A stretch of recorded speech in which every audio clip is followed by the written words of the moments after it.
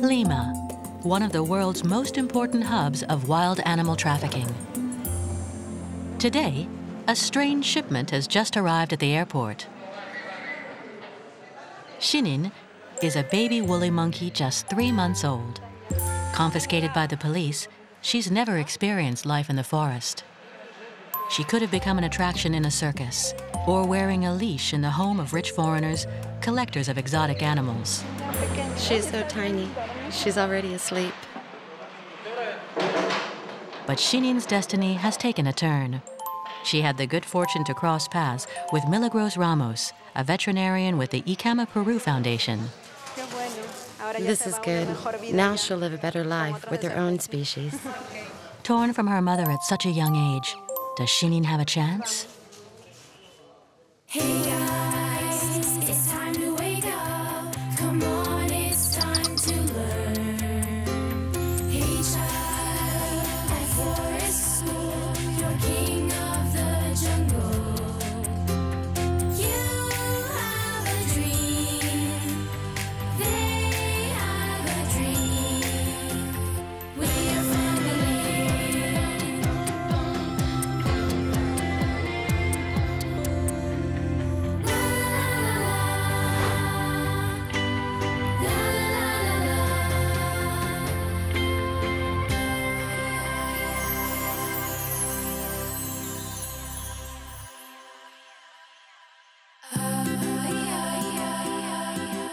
Located 1,000 kilometers from Lima, at the gates of the Amazon region, the ICAMA Peru Nursery is the only place to offer a future to monkeys that are victims of smuggling.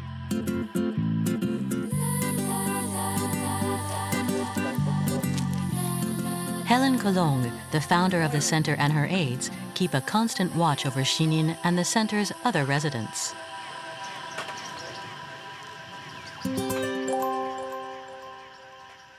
Having arrived at Casa ICAMA a few days ago, Shinin will at first spend several weeks in quarantine. Another trial to endure, but necessary so as to evaluate her health before she joins the other little orphans.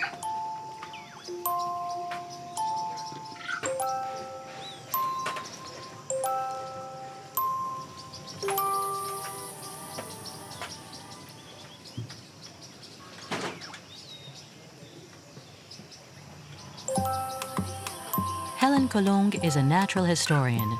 15 years ago, this French woman chose to leave everything behind to create the ICAMA Peru Foundation. She does more than treat these primates. In her forest school, she teaches them to live like monkeys again. It's a huge challenge.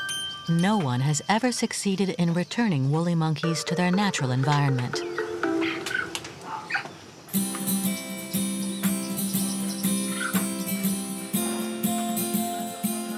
Helen and her husband Carlos run 3 orphanages where about 100 primates are placed according to their age, just like in school.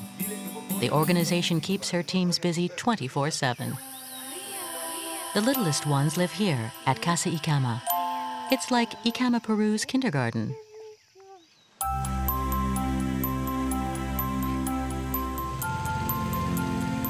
The second center, Tarangue, is located half an hour by canoe from there.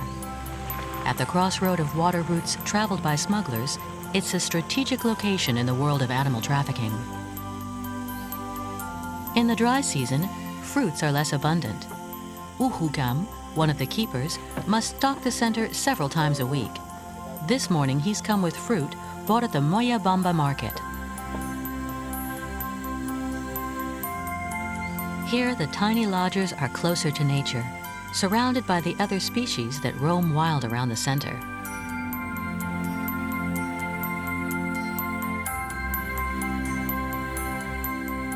These immense aviaries are the classrooms for the forest school's first graders. Here, those with less experience interact with the more seasoned and form groups. It's an essential step in their re-education. Well, right now, it looks like it's more recess time. The workload isn't too heavy yet. Classes are easy, but they're still learning a lot without realizing it.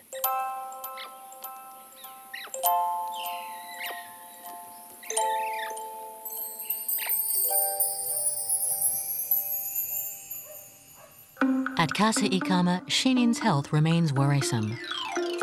Milagros, the veterinarian, has made the trip from Lima to do more thorough tests. We have to hurry because the blood needs to leave for Lima at 9:30. To avoid making her too stressed, Shinin has been given a sedative. A complete blood workup will make it possible to verify if her treatment is working.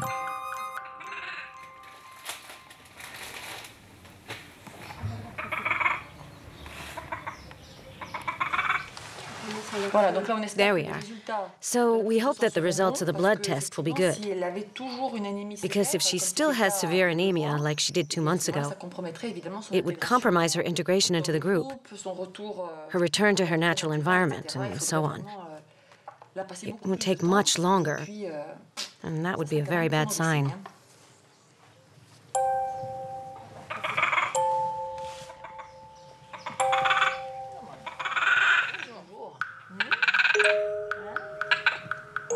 You sure like to chirp. Yes, it's all over. All done. We're all done.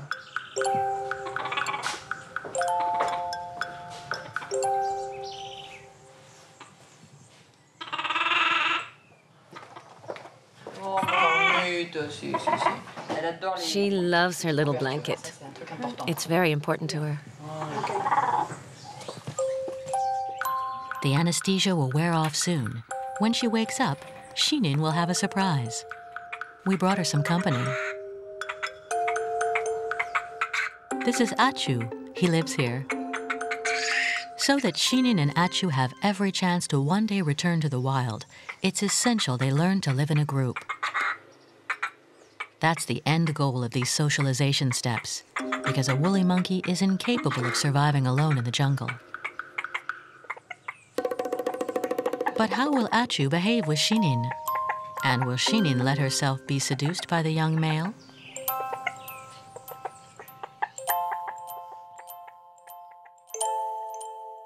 At Terenge, another population of monkeys cohabits with the woolies. This amazing furry blanket wrapped around the shoulders of this assistant is a bunch of spider monkeys.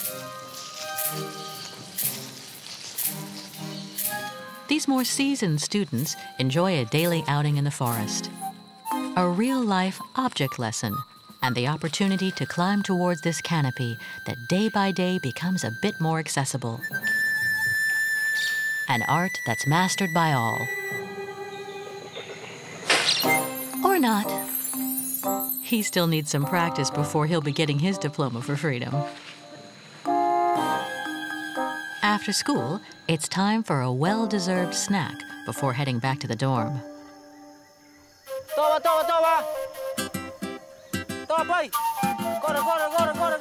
Kidnapped as babies, they've all had similar experiences. Some were stuffed with sweets. Others were relegated to the rank of a plaything locked in a closet at night, and that sometimes nobody remembered to feed. 6 years of living together have allowed these spider monkeys to forge connections. They form a unified group now. This tribe is led by Chamek, a young male who's lived here for 7 years. Athletic and a pretty handsome guy, over the years 8 females have joined him. Today, his group is a solid unit, an asset that's indispensable to their future reintroduction to the forest. Nevertheless, they must also accept to separate from humans, and some still find it difficult.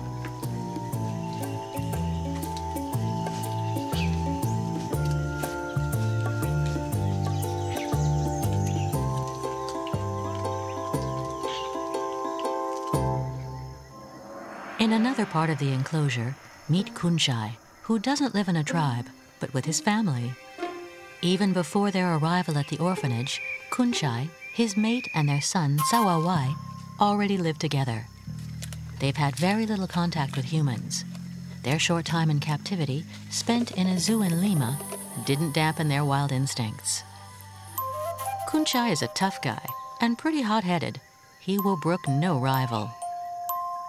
Even so, Helen has decided he should live next to Chamek to try to make a connection between the two clans. As a precaution, netting is hung in the middle of the enclosure to separate them, to the great displeasure of the more sociable Clan Chamek, who are ready to adopt the little Sawawai.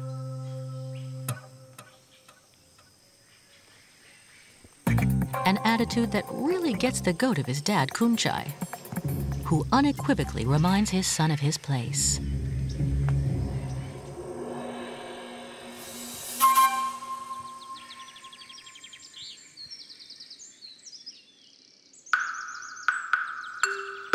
At Casa Ikama, Achu slowly discovers the joys of living together. For her part, Shinin already knows her way around and has scoped out the schedule at the nursery. The feeding ritual is definitely the most eagerly awaited moment of the day.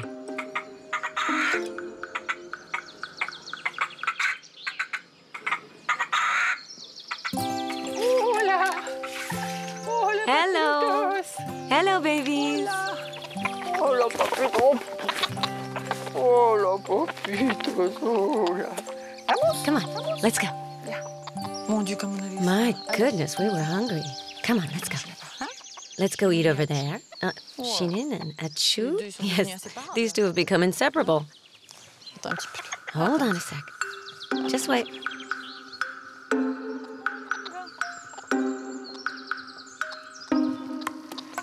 Gently, gently, gently.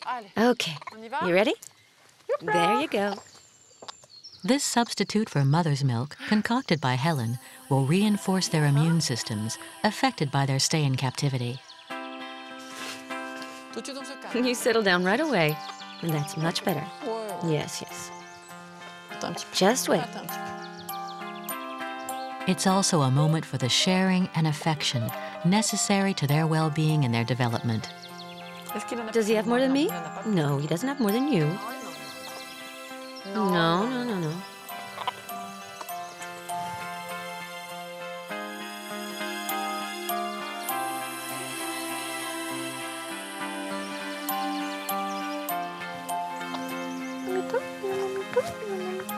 Bonito, mamacita.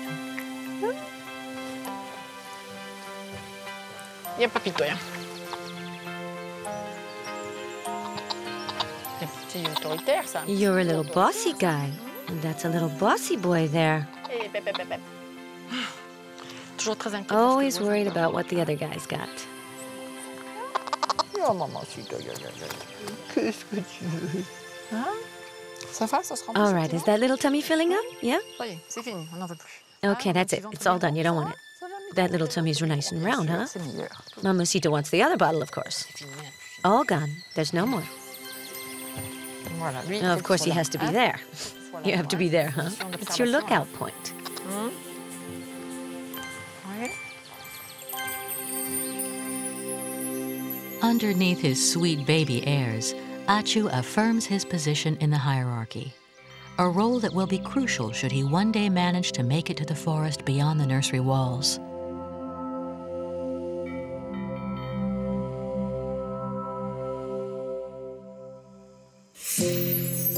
In their natural environment, things would have been very different.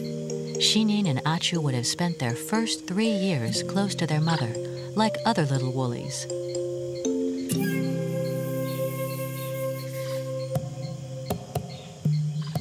At her side, they would have learned the basics of life in the wild, like finding food and moving from tree to tree. They also would have quickly learned to master the use of their prehensile tail, a veritable fifth member that they utilize as if it were a hand to move from branch to branch.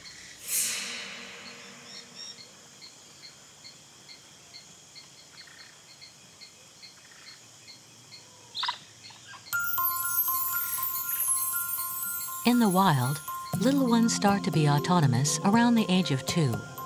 They practice climbing ever higher into the canopy, and little by little they separate from their parents to join their peers and form new groups, because like most primates, woolly monkeys live in a community.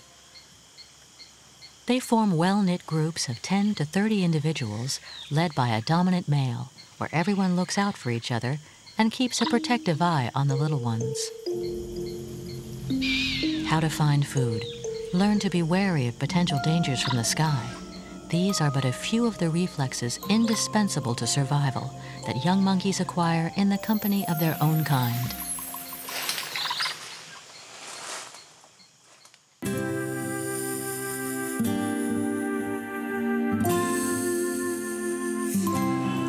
Far from the jungle, among humans, the little orphans of Ikama, Peru still have so much to learn. At Casa Ikama, it's time to get down to business. Shinin and Achu must gradually accept to separate from Helen. We're gonna try here. You'll see. It's easier here. They're really hanging on. Just a little bit, a little tiny bit, to get used to it. Just a little time in the tree. Very good. She has no desire to go in the trees for the moment. It's a little too early. And he won't let go at all. They need to be comforted. Trees are for later. They're still so little. All right, it'll come, it'll come. You can't be in a hurry. You have to go with the rhythm of the little woolies. You just have to encourage them a little bit. Now is not the time. It's too early. Okay. Let's go in the grass a little bit. Chase some grasshoppers.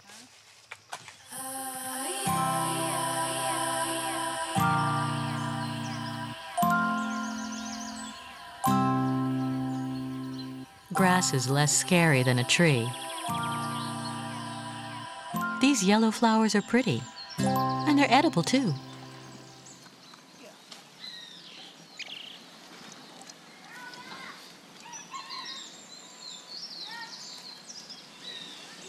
But for Achu, separating from Helen still remains unthinkable.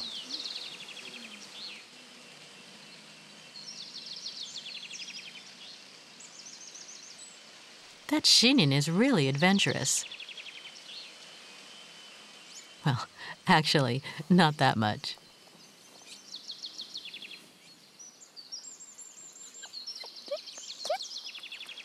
Ah, at last. At last. A very cautious first try. But it's not enough for Helen.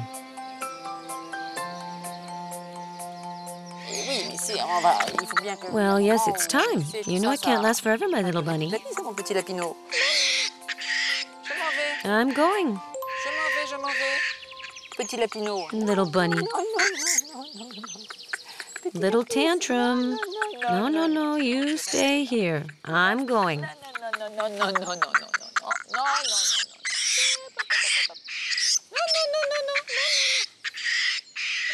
I'm going. I'm going.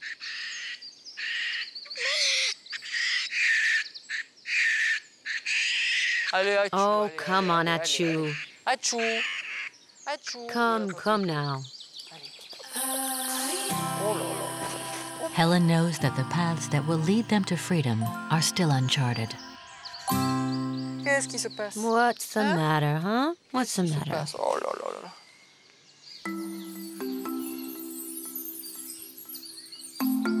At Tarange, the students wait patiently for Helen, who is on her way to teach the afternoon classes.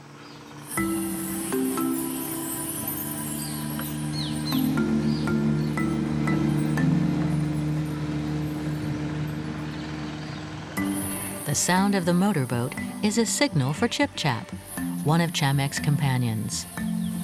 It's been 7 years that she's been on hand to welcome every visitor. Unlike other residents, Chip Chap is allowed to live in semi-liberty.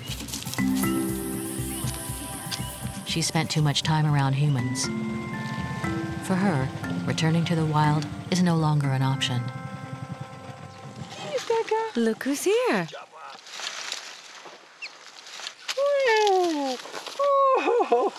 Oh, yeah. You heard the boat. You heard the boat, huh? Hello, Chip Chap. How are you, Chip Chap? How are you? If I walk toward you, he'll come down and go in your arms, see? Come on, Chip Chap, let's go. After years of captivity, with humans as their only model, they aren't necessarily conscious of being monkeys. Walking is one of the bad habits they need to get rid of, because it's on the ground that monkeys are most vulnerable. The forest school outings will encourage them to rediscover traveling in the treetops. Come on. Come here. Come here, Hitai, come. Little by little, Chamek and his friends gain confidence. The group starts to display a certain cohesion, but it's still fragile. To help them progress more quickly, the Ikama Peru team built this platform more than 15 meters above the ground, an efficient means to spur them to scamper into the canopy without hesitating.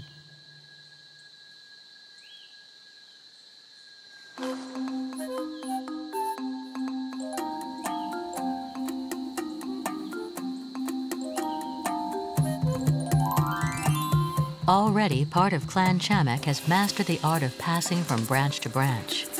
Thanks to these athletic workouts, their reflexes develop and allow them to execute feats that were impossible up to now. To Helen's great delight. Look at him, how fast he gets around. And the other one. Fantastic. She's made progress. Look, she's already down there. There, she's crossing. Oh, yeah, I see her.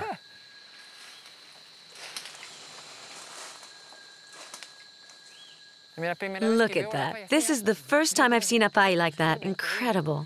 Yeah, I've never seen her like that before. Apai has become very independent, hasn't she? They're looking for food, they move around well.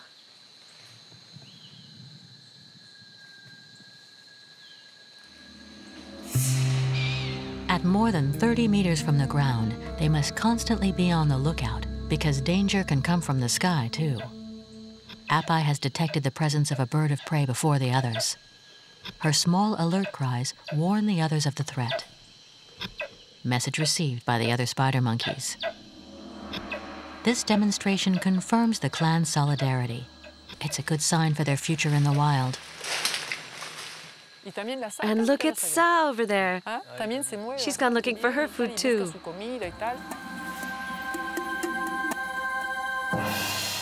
Other than Helen, no one in Peru thinks it's possible to return animals this disconnected from their environment to life in the wild. This progress can seem insignificant, yet it indicates that the Ikama Peru survivors are on the right path. Helen's dream is not utopian.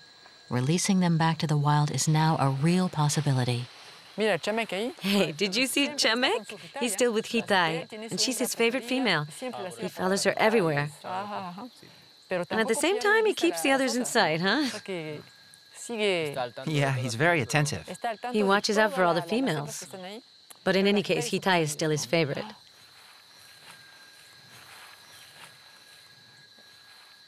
And he's a gentle male. He's not aggressive. No. Well, for now. We'll see when he has little ones. That could change everything. But he's a little, how can I say it? Yeah, a little macho, huh? Yeah, he does as he pleases.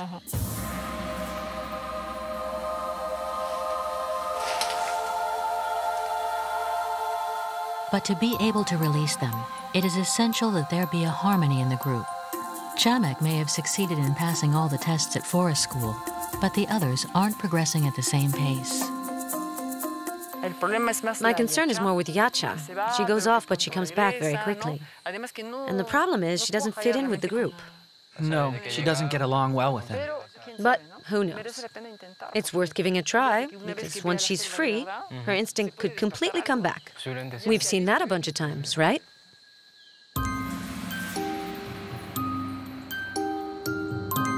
Helen still has faith.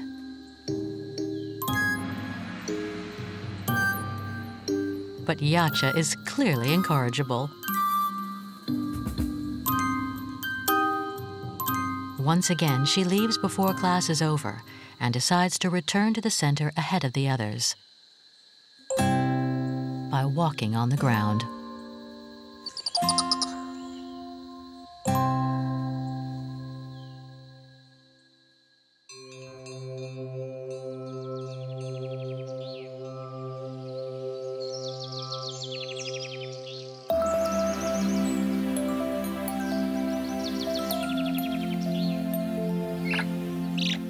Meanwhile, at Casa Ikama, the others are getting a little impatient.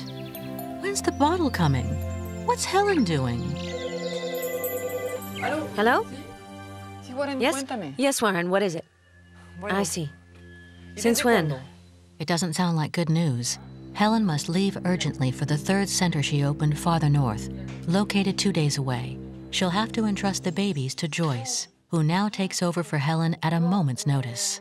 What happened? I have to go to Media Luna. I have to leave you with the two little ones, Shinin and Achu. But it won't be complicated, okay? Don't worry. You have to cut up the fruit before giving it to them. They have to eat 4 times a day. 4 times? Yes, 4 times a day.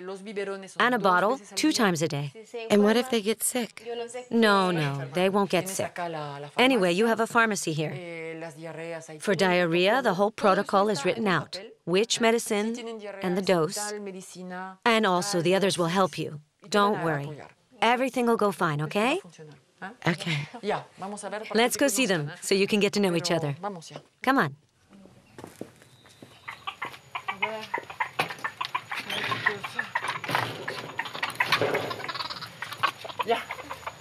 Well, here they are. This is Shinin, the little female, and he's Achu. We'll just sit down with them quietly so they can get to know you a little. This one is Shinin? Yes. Try to take her gently. Come. Come, Shinin. Come to me. Come here. It's okay. Come on. And what's his name? He's Achu. Achu. Achu? So, Achu, this is Joyce. Come here, Achu. Gently. He doesn't want to. Very good. Very good. He doesn't seem convinced. I'm going to be your mommy. Is that okay? Yes? Hold on a sec. Hold on. Let's see how we can do this. Come. Come here. Yes. Yes. Don't let him go. Don't let go. Come on, little man. Come on. Come here. You know what? Let's give them something to eat. Okay. Hold it like this. Lock it with your finger and shake it hard. That's it. Like that. Very good. Okay, let's try it.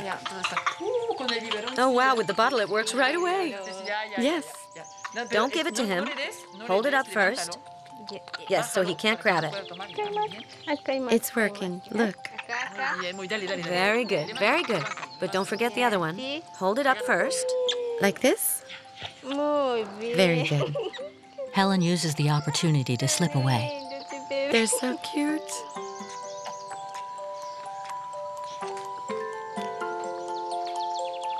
Look. There's more in there. Yeah.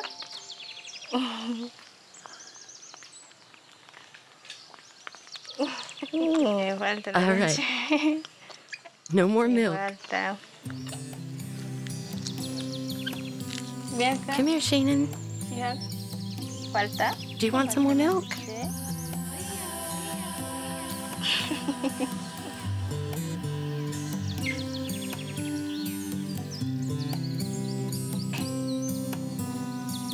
No doubt about it, Shinin has a more adventurous temperament than her companion.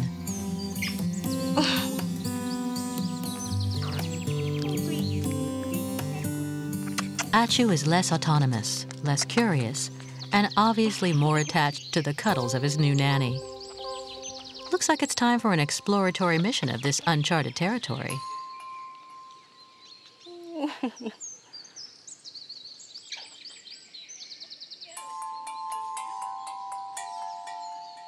A house is always chock full of captivating treasures.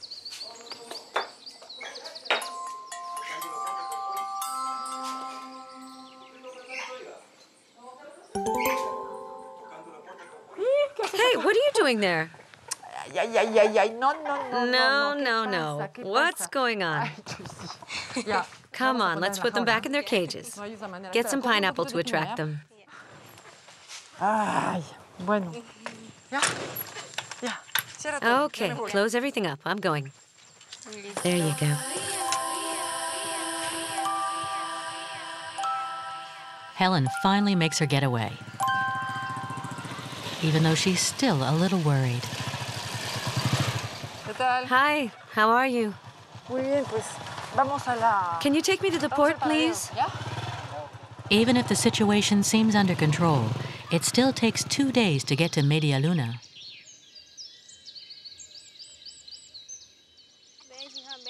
For Joyce, it's the moment of truth. There's no room for mistakes. Come, Sheenan. Come here. You don't want it? Drink your milk. Come. Sheenin continues to affirm her personality. The old bottle trick. This smells like a trap. Come here, Sheenan. You don't want any? Come on. Come drink your milk.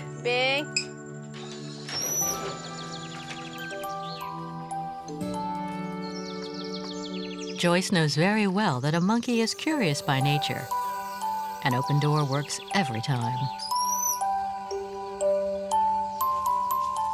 Come here, Sheenan.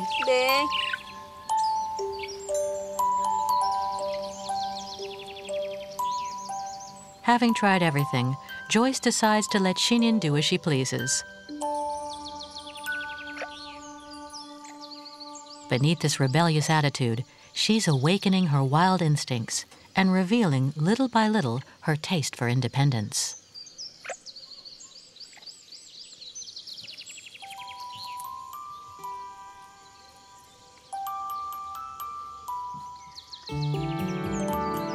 And why not one day imagine climbing this gigantic tree all by herself?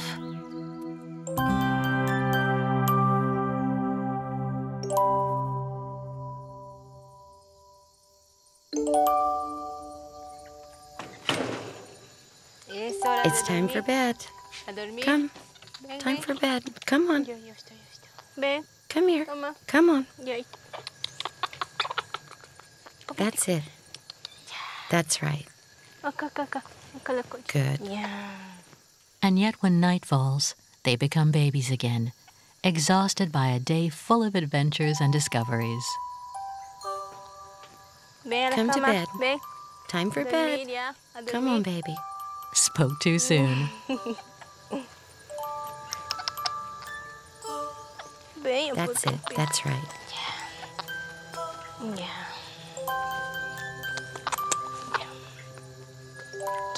Yes. You're so cute.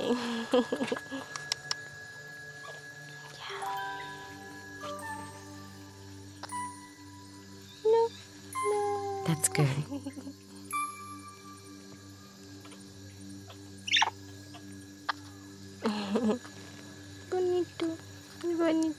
Oh, baby.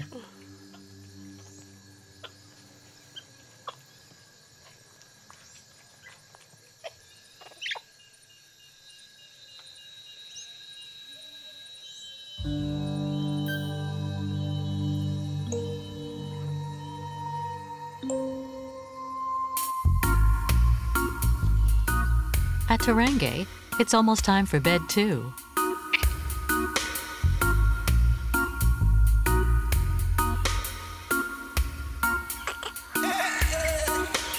The Kunchai family wants to get some shut-eye.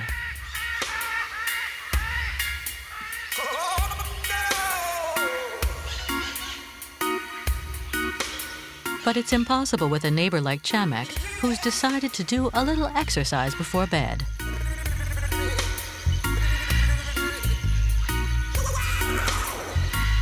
At times, living in such close quarters is a real pain. Those neighbors are exhausting.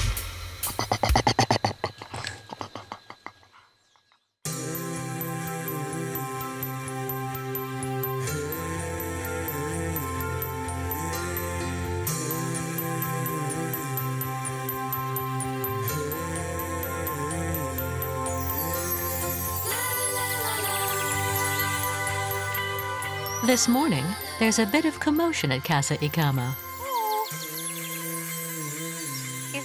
How are you? And how is Shinin doing? Look who I brought back with me. Ah, a little newcomer. Little Nanki from Medialuna. Hello. It's good to see them again. And how's Shinin? She's okay. You'll see, Nanki. You'll make friends here. Eso. ¿Qué tal, manita? ¿Qué tal? ¿Qué tal, manita? ¿Qué tal, mamacito? Ay, gracias. Thank you. Gracias. Bueno, Okay. Let's take them into the garden so the three of them can get to know each other. A ver, el problema con el The problem with Nanki is that he's a little depressed. He's not used to the others. He doesn't want to play. No quiere jugar. He's still a baby in his head, but the adult females don't want to adopt him because he's too big. No lo quieren adoptar porque They adopt babies, yes, but little ones, and he's too big. pequeñitos y él es demasiado pesado. So he's sad, and sometimes he gets angry. He's a traumatized little guy. It's good now. They've been mothered. It's time to get the three of them to the forest. We'll take them to Tarangue, put them in the trees, and little by little, they'll get their natural behavior back.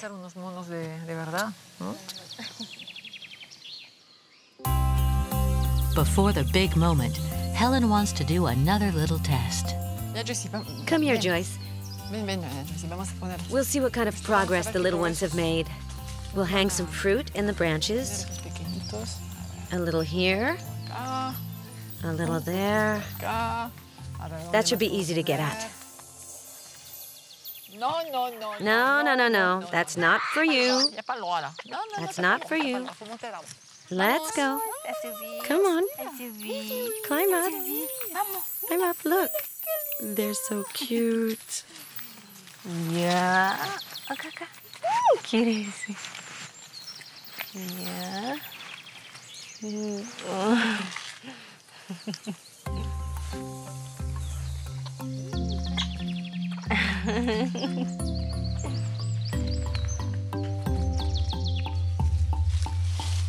That's great.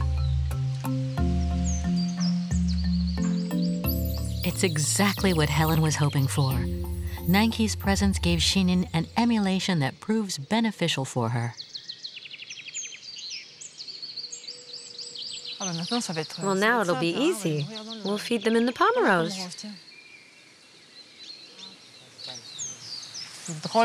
This is really great. Just great. Very good. Look at that. Yes, but that's not ripe. The Pomeros isn't ripe. Would you look at that? They're climbing all over. As if it were nothing. Yeah, they haven't lost it, even so little.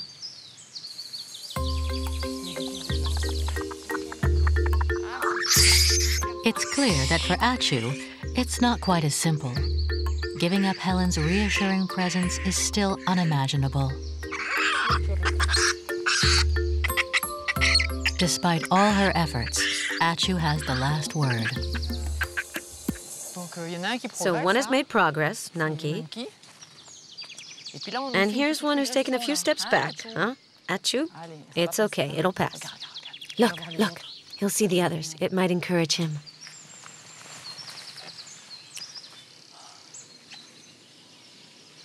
Oh, no, he's not going to let go, no.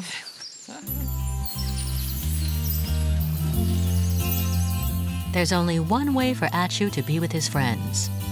Climb the tree with him. The rehabilitation work happens here. This is their natural environment. We absolutely have to encourage them to climb into the trees and stop them from coming down to the ground. It's important that every time they come toward you, you encourage them to separate from you, little by little. They have to become independent. That's the goal. The more time they spend in the trees, the better. That way their muscles will develop. They'll discover how to jump from one tree to the other, evaluate the solidity of a branch, and all of this will ensure their survival.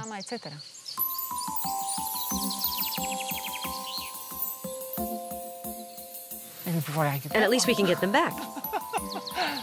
Well, good. This will be our food platform now. It's like a playground. It's really wonderful to see them so happy, so at ease in the trees. It's really great.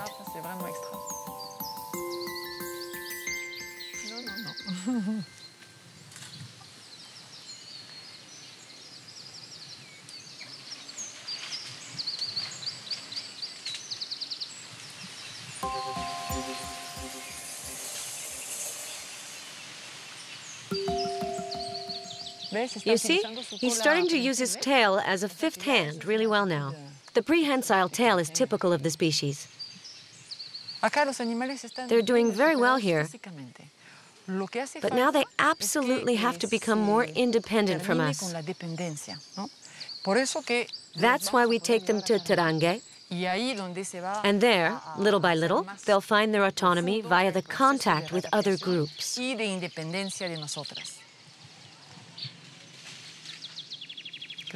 But this guy is having none of it. He doesn't want to leave me because he's too afraid I'll abandon him. But a sudden threat disturbs the little group. Immediately, everyone scampers down to hide in the lower branches of the tree. What just happened? They got scared. An eagle just flew by? Helen is overjoyed. Their young primate instinct is still intact. Oh, that's great. It's good they had the reflex to get away when the eagle flew by. Very good. You don't want to come down now? Well, I'm going back, okay? That way we'll see just how independent you really are.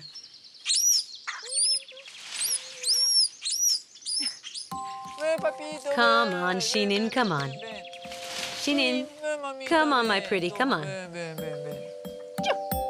All right. You're coming down.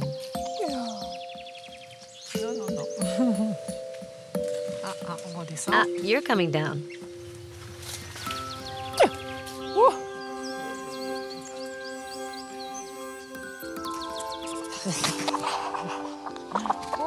Wow, that was some adventure, huh? What an adventure. That's great. We'll do it again. You were a little afraid, but now we're happy. Happy? Very happy? Even very, very happy? Extra happy? Yes, extra happy. Well done. Well done, baby woolies. You'll be ready to go in the forest soon. A test that Shinin and Nanki pass.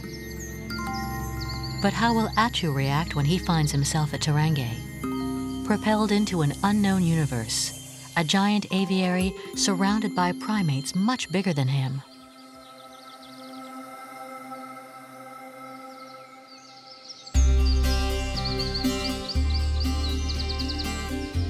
Days go by at Casa Icama. Little by little, the tiny lodgers become more audacious and autonomous.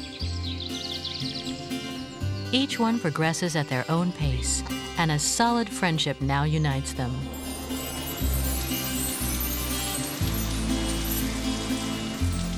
The traumas of the past slowly fade, and they dare venture farther and farther from the cage. Stroke him. Stroke him like that. Very good.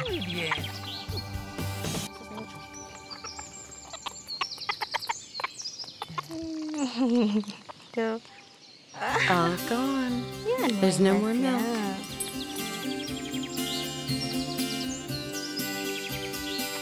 Helen is reassured. Even if Achu is still the baby of the group, she feels that in a little while they'll all be able to finally leave the cocoon of Casa Icama.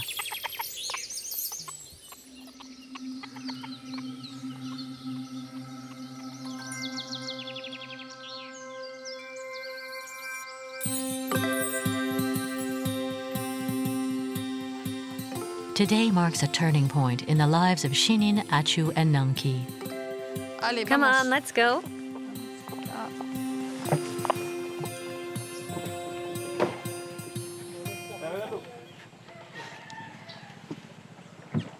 Three weeks have gone by. Helen's decided that the tiny trio is at last ready to take on their new lives.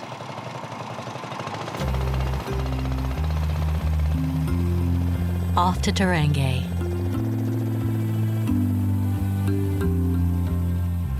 All right, we're going to the big kids' school now. We're not babies anymore. That's over. You're big now. You remember the forest? You were here not very long ago. Now you're coming back. You'll be with friends that are bigger than you.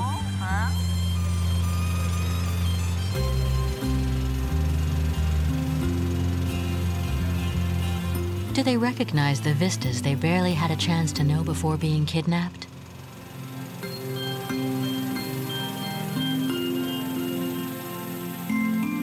A bit of anxiety, quickly soothed by the tranquil rhythm of the motorboat.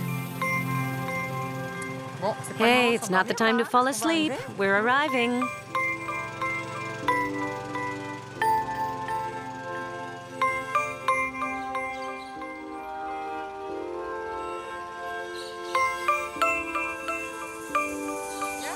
Come on, we're almost there.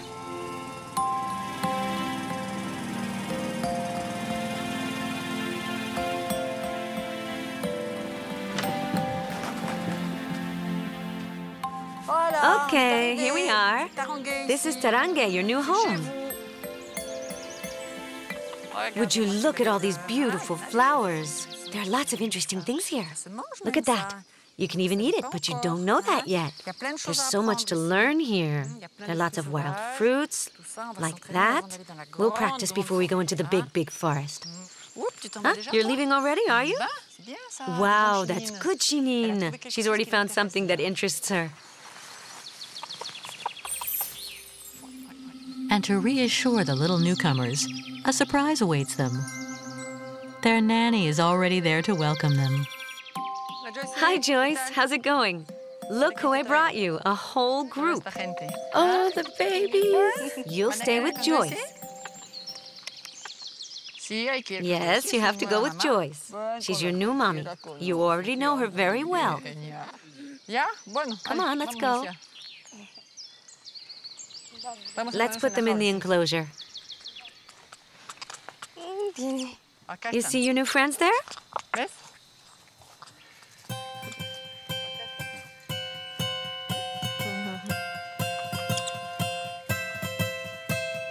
We are family. Newbies! At Tarangue, it's always a big event. In the large aviary, of course, the spider monkeys are in the first row so they don't miss a thing. I think they're moved.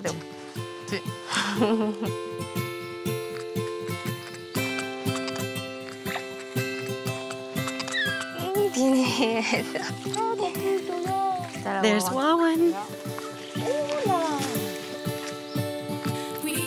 Hello, this is Shiram. Hello, Shiram, how are you?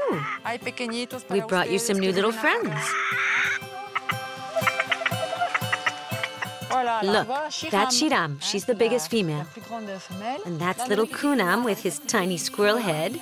Shinin, he'll be a friend for you, I'm sure. Kunam is playful, he's fun.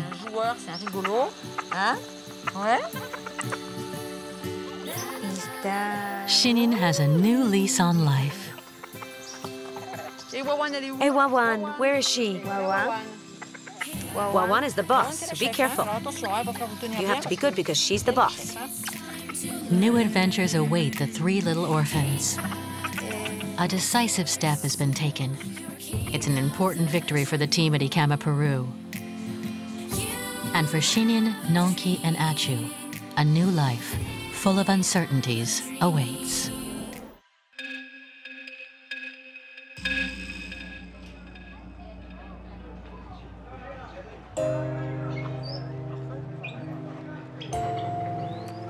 It's really too bad. Helen has always done anything she could to help Milagros in the past. The veterinarian knows there's no need to insist. And the male is with the family? Or is he separated from them? Ah, now it's two males. Ay, ay, ay. You know that a male is always a problem, but two males makes for two problems.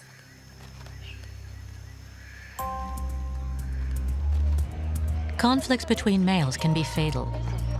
At the zoo, They developed very aggressive behavior, so it was necessary to isolate them from the rest of the group to avoid any risk of fighting. It's an additional trauma for this species accustomed to living in a community.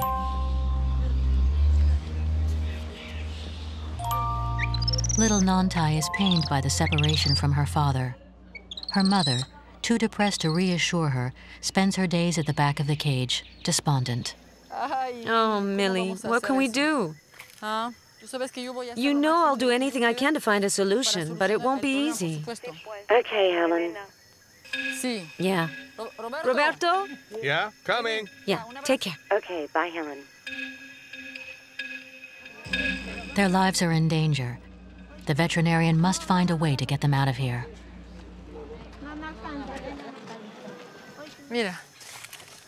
Oh, Roberto, look. Did you see he's come out? Oh, my sweetheart, look. Can you imagine? Someone called us because there were all these people who were throwing rocks at him in a tree, poking him with sticks. Maybe they wanted to make him run or move faster. Yes, but it's as if his slowness was what made these people harass him, even though he's completely defenseless. His flesh isn't even edible. He's really a sweet animal. Like this young sloth, who arrived at the center a few days ago, other species are also rescued all year long at Icama, Peru. Reptiles, monkeys, sloths, but also parrots and other Andean titis make a stop here before being released in a safe location. Faced with the rise of trafficking, Helen's centers are full to capacity. We'll find him a nice spot. But let's wait a while first to see if he's okay. You never know, he could have internal injuries from the blows. But if everything's okay, after that, we'll free him so he can finally lead his life as a sloth. Okay, let's go.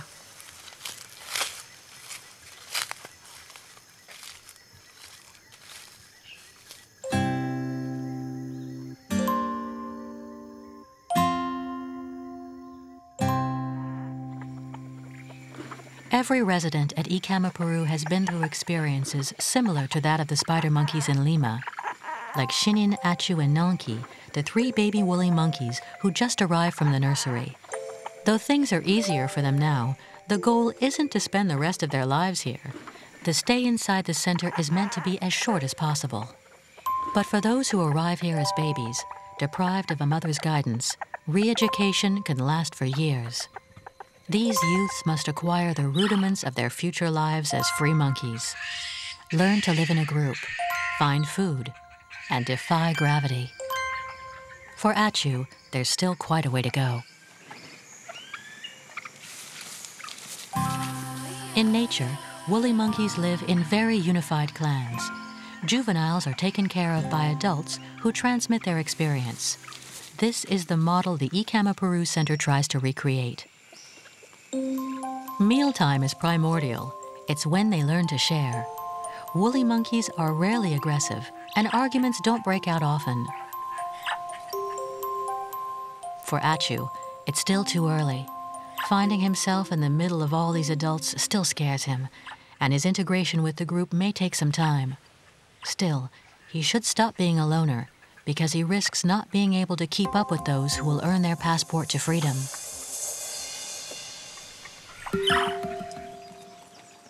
As far as eating goes, he seems to like his new diet. Vegetables are a nice change from bottle feeding, but he still has to learn to keep his eye on the prize. At the cafeteria, when you snooze, you lose. Achu will have to get used to it, because group life is an essential part of Icama Peru's project. Stop it, Juan. Go away. No. These little ones are not yet weaned. They still need a bottle. Joyce will be their substitute mother. It's a job that requires a strong pair of shoulders. And there's always an adult sniffing around looking to steal a snack. This female doesn't have the right to a bottle anymore, but she still tries her luck. In vain. Lima is one of the world's most important hubs for wildlife trafficking. The victims of this illegal business end up in city zoos poorly equipped to take care of them. Milagros Ramos and the country's health authorities wage an unfair fight against the criminal organizations which drive this profitable trade.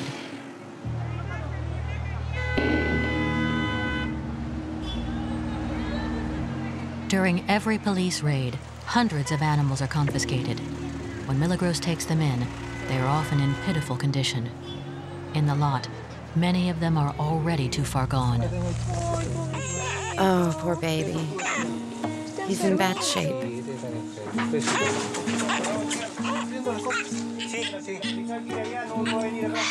Careful.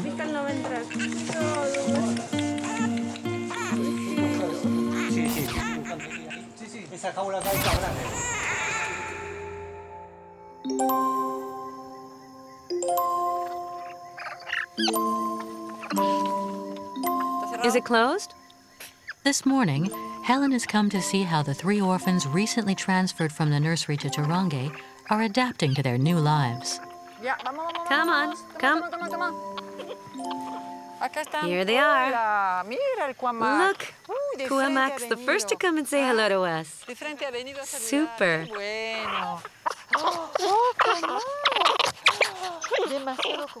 She's so happy to see the babies. Oh, Wawan is coming. I'm the boss. What's going on here, huh? Newcomers? Let's see, who are these newbies? Yeah, I'll pretend like I don't see them. I'll take my dominant position, Yeah, Helen is my friend, and I'm her favorite. In the beginning, they don't get too friendly. They take it slowly, and that takes some time. Look, he's a big boy. See how big he is? Look, he's your big brother. And then later, males, they get along well with each other. They create alliances later. They become friends. Girls do too.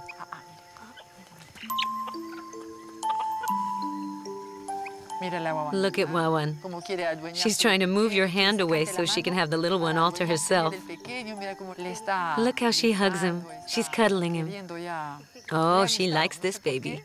I don't know why, but she likes this baby more than the others. Good news.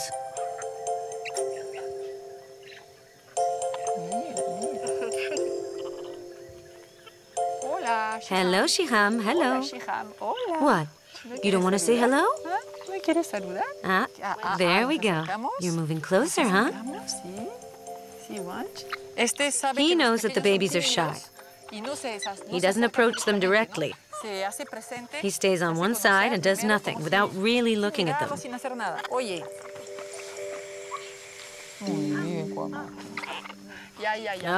Okay, that's enough. Come on, little guy, that's life. Oh, yeah, that's life. Yes, little guy, it's all right. He's coming to you. Okay, little guy, it's all right.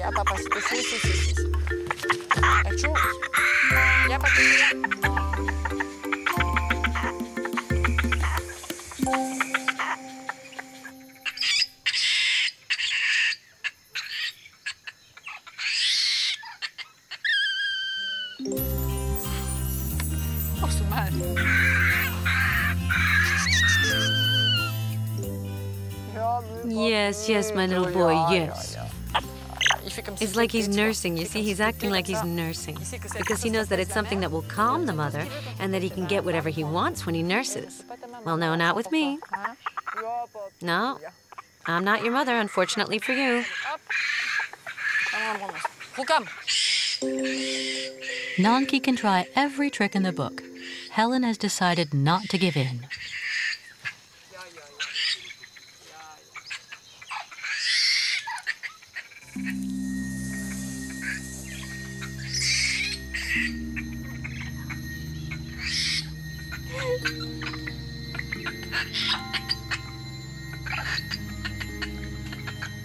Away from Nanki's cries of distress, In the calm of his slow-motion world, someone is enjoying life with nary a thought of what's afoot on the other side of the orphanage.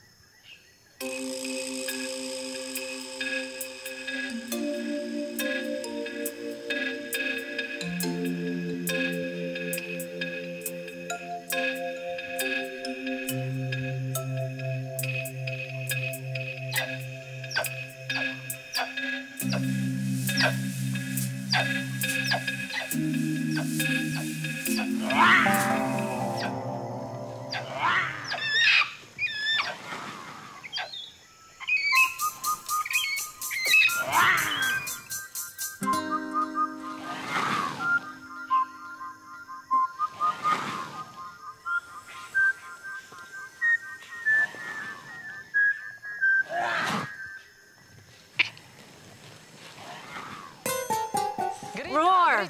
Roar! Roberto, do the jaguar!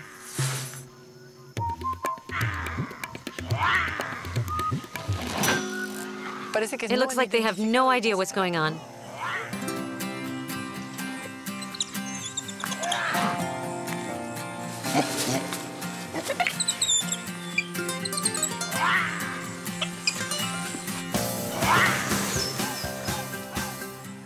No, it's not working. I think they recognize Roberto.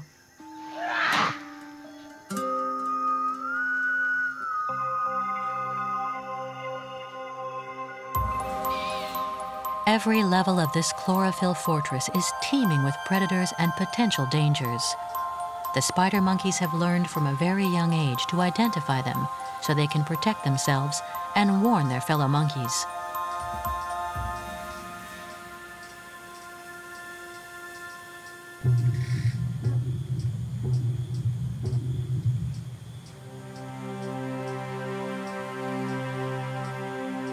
The strength of a clan lies in its solidarity.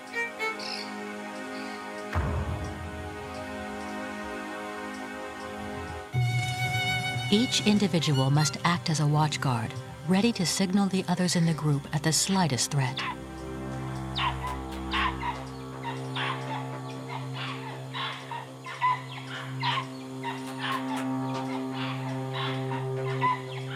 This series of strident cries is extremely efficient.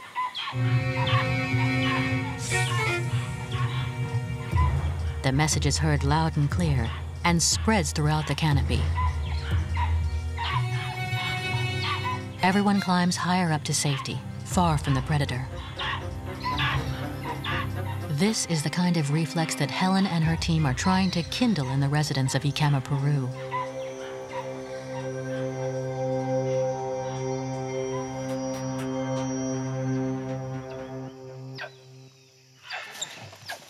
They've created a number of exercises to waken their instinct and stimulate their reflexes.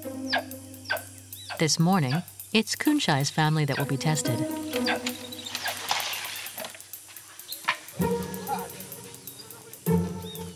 When you're all done, come out, and we'll open up for Kunchai, okay? This clan of spider monkeys arrived at Terenge as adults. They've preserved their wild instincts, but Helen wants to be certain and verifies the reactions of each individual. Oh, yeah, it's starting already. Yeah. No, look, there aren't any little holes, girl. How are you gonna get it out? That's a tough one, huh?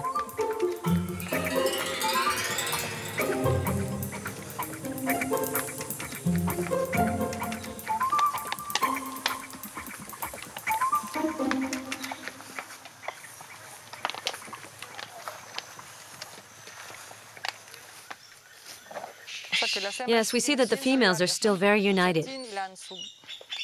Hey, look, there goes Kunchai.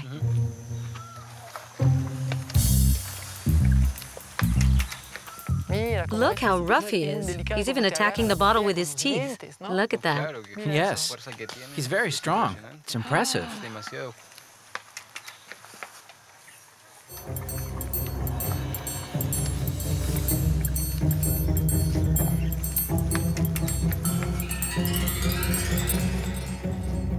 She's not very persistent, our Kutsatin, is she? No.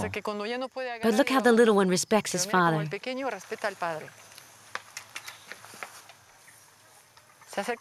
He comes forward slowly to see if his father will let him eat. That's interesting. Mommy's angry. You have to learn respect. It's here we see how important the adults are. Because a baby without an adult to signify what he can and can't do destructures the animal and ends up making a lot of problems. He won't be able to integrate the group if he doesn't know the rules. Look, That's Kutsatin over there. Very interesting. she's trying to put her hand. Her hand, yeah. Hey, she did it. Yeah, she got the fruit out. Oh. Very intelligent, huh? Yeah, she figured out how to get it. Her health is good. She's not skinny. She doesn't seem depressed. We can say that the father is responsible, protecting. There's no problem with him. You see how right away he worried about his group? And the little one is learning how to live in the community with his mother and his father. They know how to find food. Now, this is a group that will function well. Great.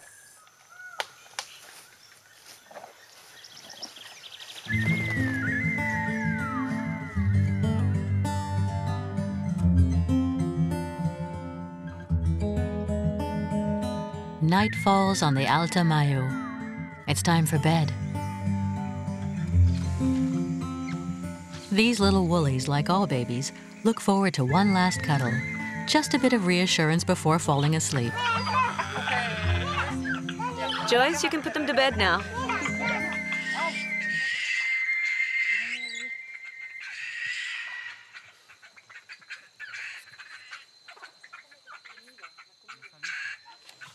Come on, Sheenan. Come on. Sheenan, come on.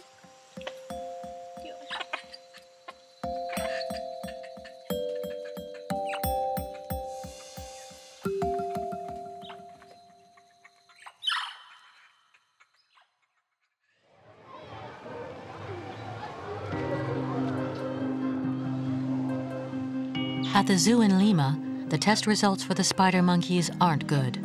Their health is severely deteriorated. Milagros visits regularly. She hopes to slow down a fate which now seems unavoidable. Chihuar Tulio and his family are slipping toward insanity. Situated 1,000 kilometers north of Lima, at the gates to the primary forest, is the third Icama Peru center. After a 2-day journey, Helen nears Media Luna. She's worried. She hasn't forgotten Milagros's distress call, but her orphanages are full. Still, her team may just have a solution.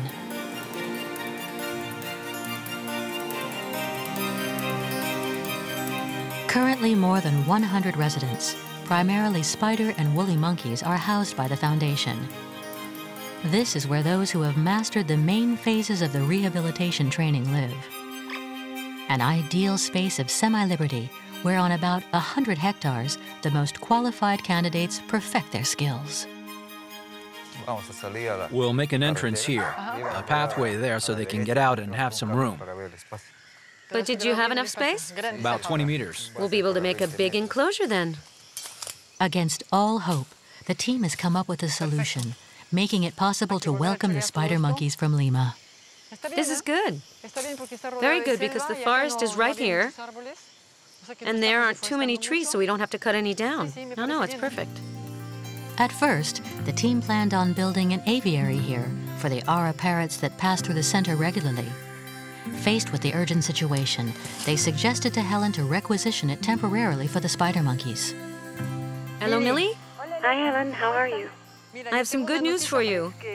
We found a space where we can build a big enclosure for the spider monkeys. Oh, Helen, that's fantastic. That's great news. Listen, let me get organized and I'll call You before I'm on my way to Media Luna. Talk to you soon. Okay, talk to you later. Bye. Milagros must now deal with the administrative headaches involved in preparing the transfer documents.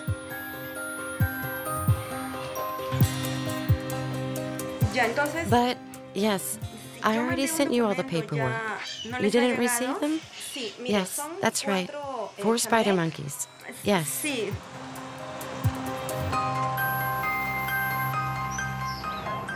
A constant back and forth from one office to another. A pile of paperwork to fill out. All this just to get a simple rubber stamp from the health authorities.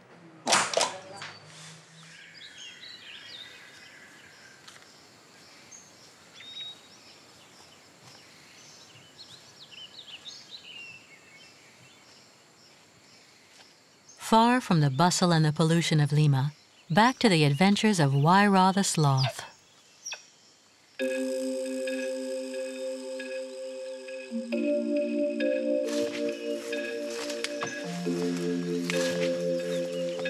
Some students have even cut class to watch him being released back into nature. He's heavy, huh? Oh, yeah. He weighs a lot. Let's go over there. We need to find him a cecropia. Or, better yet, a whole forest of cecropias. The sloth is in fact a delicate creature. It's important to be particular about the choice of his future habitat. This is good here. Look. Yes, yes. This place looks good. Yes, this is a cecropia. You see, there's a lot of room, and what's important is that he can pass from this tree to the other, and then the ficus, and then to the one that's next to it. Oh, yes, he has everything he needs. Yes, there are at least 5 trees here. Plus, over there are some guavas. Because people think that sloths only eat leaves, but traces of guavas have already been found in their stomachs. So they do eat some fruit. Yes, yes. Yeah, it's good here. Let's go.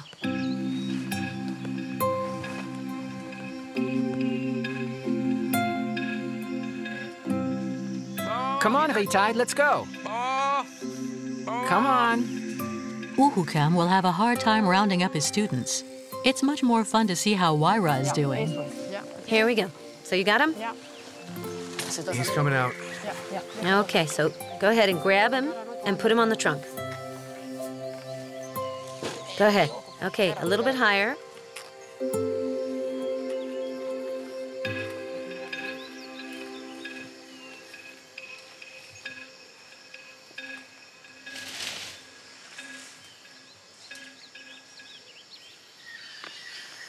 He seems to be very concentrated. Helen's choice for the release site is primordial. The sloth's diet is very specific, primarily composed of leaves with very little nutritive value and often toxic. A diet that in part explains the nonchalance that characterizes the species. On the ground, Huayra would be easy prey. His limbs are more adapted to getting around while suspended than for walking.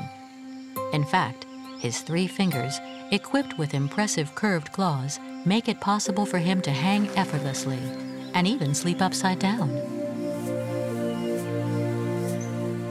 Contrary to what we may think, the sloth is an active element in the fertilization of the forest. Once a week, he conscientiously comes down from his tree to dig a hole at the foot of its trunk and does his business.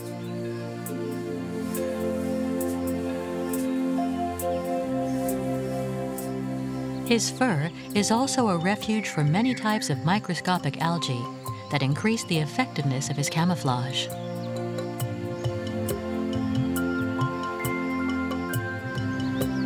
In his own sweet time, Huayra has taken refuge all the way up top, safe in the canopy. Yacha and her spider monkey friends can head back to the center. He won't be back down for another week.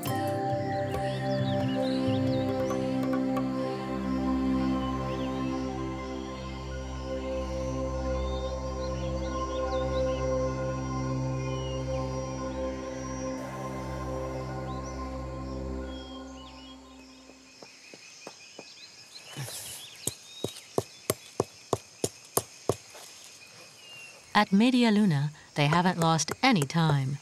The enclosure is practically finished. It just needs some final touches. It's out of the question that the spider monkeys escape. Leagues away from the cramped space at the zoo, this gigantic aviary will allow the family to start a new life. A first stopover before the forest, which is now so close. Helen is relieved, but there's one last detail to attend to. The problem is the males, as usual. At first I thought we'd put the female here so the males could get used to her, but if the male is too aggressive, we'll have to take him out. Because if there's the slightest chance that they'll mate, we have to try. If they don't behave naturally because of the frustration, there's a risk of aggressiveness. We have to be very careful that there are no accidents. For sure. I think we should leave them alone. Observe how they behave and do everything we can to make it work. We've done everything we can. All right, it's late. Let's head back.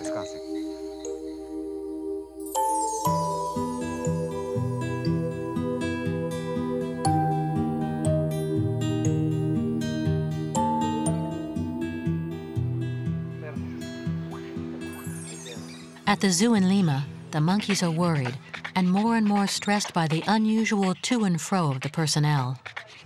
We'll start by getting the male, okay? Everything ready? Helen has given the green light. The enclosures are finished and the transfer can take place. The spider monkeys have no idea their destiny is about to take a turn for the better. The first step is to give them a drug to make them sleep for a final checkup. But it doesn't look like it'll be easy. The male is wary of Jose the caretaker's strange and sudden attentions. But as usual, food won them over.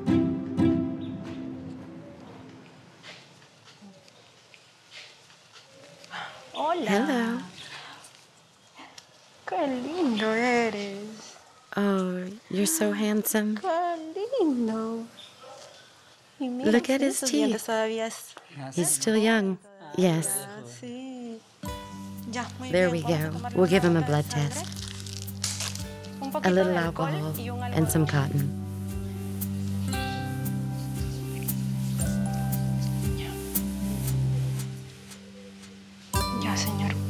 Oh, good boy. Just a second.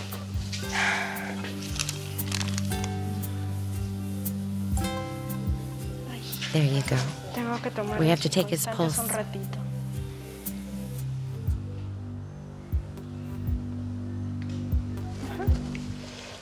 Everything's perfect. Put him in his cage. It's better.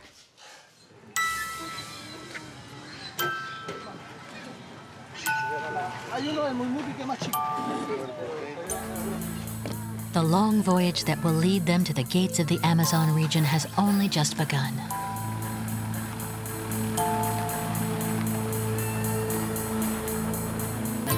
What could these little survivors be thinking?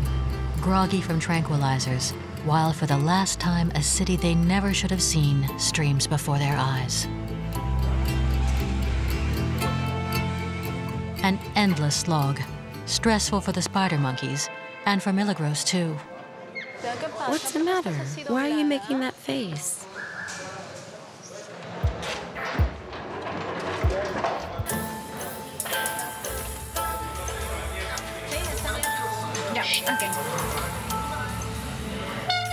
If you need them, here are the papers. No, this is fine. Okay.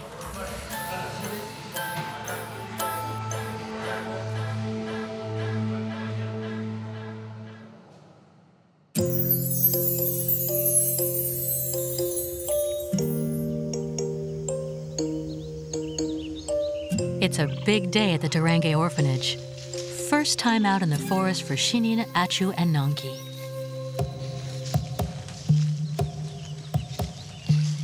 The team decided to bring along a few acrobatic hot doggers for encouragement and to lead them toward the canopy. But the baby woolies are already looking dizzy. Will they have the nerve to take on these towering giants? Should we go in the tree? Let's go in the tree.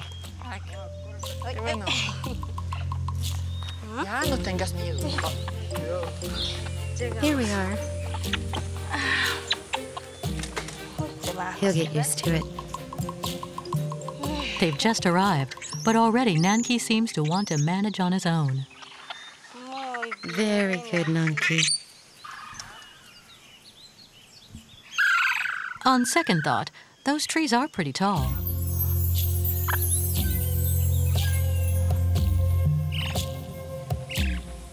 All right, now, come on. Time to go. Come on, Chinin. Go to Wawan. Look, she's watching you see?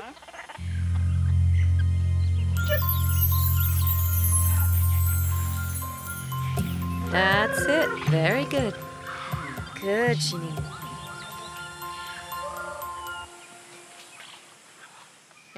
Look at Chinin. She's the first one out. You see how she grabs onto the trees?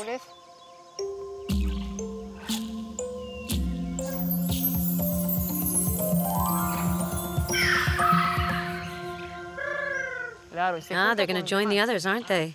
They're up there with Cuamac.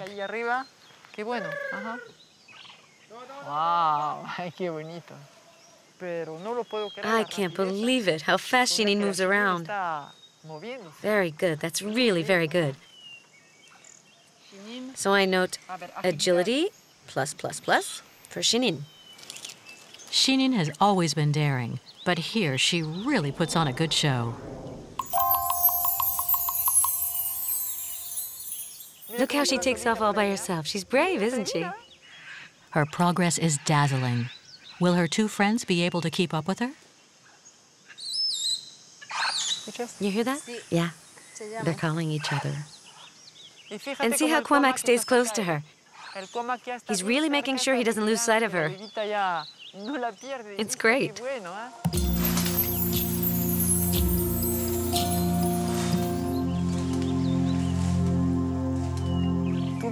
What's interesting here is that all of this is happening as if they were in the wild. The babies are at the center of the group.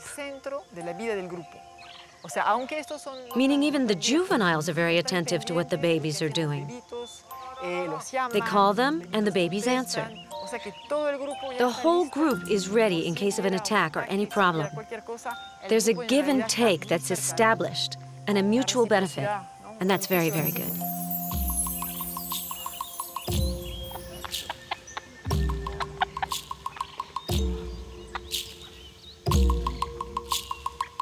For his part, Achu seems terrorized by the height of the platform. Look, look. Nanki is climbing with Chinin. Very good. It's cute, huh? Bravo. Very good. It's cute, huh? Bravo. Achu. Vamos, Achu. Achu. Look at you. Don't hide like that. Come on, Achu. Good. Good. Achu, Achu. Look, look. Look how he gets around. He's climbing with Chinin. It's wonderful. They've really progressed, much more than I could imagine. You remember how these three were at the house? Yes, it's really great. Very good, very good.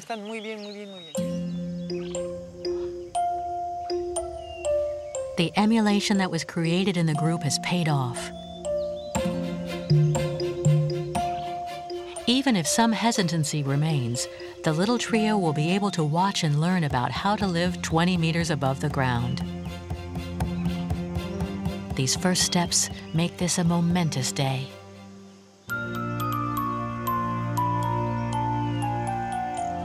And today's reward: successfully catching an insect. Nanki thinks it's awesome. Turns out, once they got over their fears, life as a Lord of the Canopy can be a lot of fun.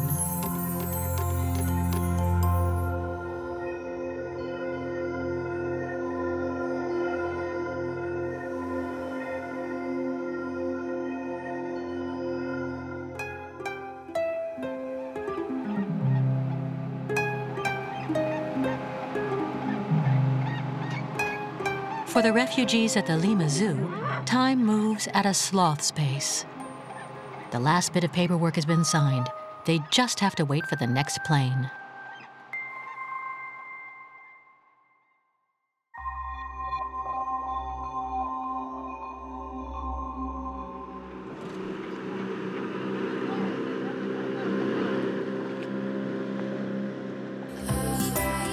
Finally, very early in the morning, After a long journey, an air of freedom wafts in to revive Nantai and her family.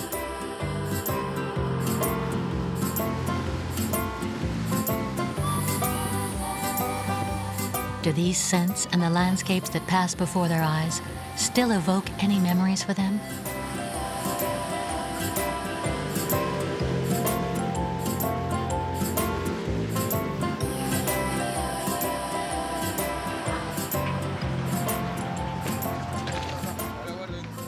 ¿Cómo están? ¿Qué tal? Pasando.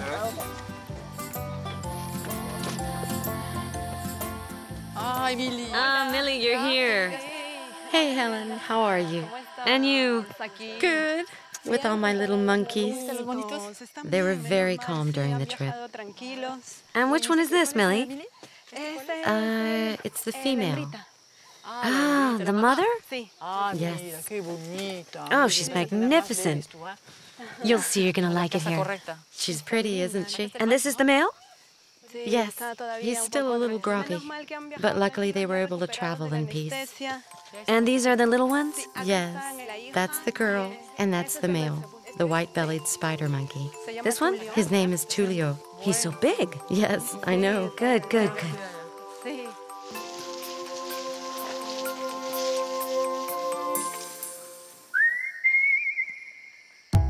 Soon, maybe the spider monkeys from Lima will be able to peacefully live like real primates, as Clan Chamek have done. Here for 7 years now, Chamek was joined over the years by 8 females. Little by little, each one progressed at their own pace without too much pressure. A victory that comes as a reward to Helen and her team.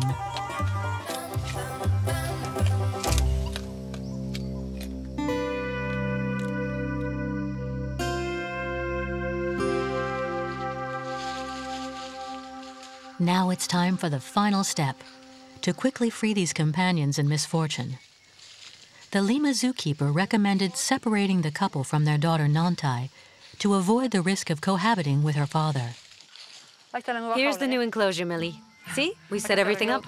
It's great, isn't it? Yeah. You see, it's 7 meters high and the swings are already installed. For now, we'll put the girl with the group of females next door. Separated only by netting, little Nantai can remain in visual contact with her parents to avoid giving her any additional stress.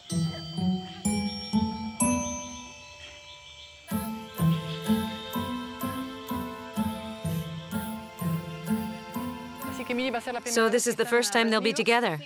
Yes, at last. Yes, our great hope is that the male will mate with the females and produce offspring. Yes. Plus the fact that they'll finally be together. They were apart for so long. Yes, the hardest thing for a primate is to be separated from its group. That's for sure. It's terrible for their physical and mental health. Yeah, that's right. Well, come on, let's get them out. We'll see how they react. Go ahead, open the cages. Gently. Very good. Oh, poor babies.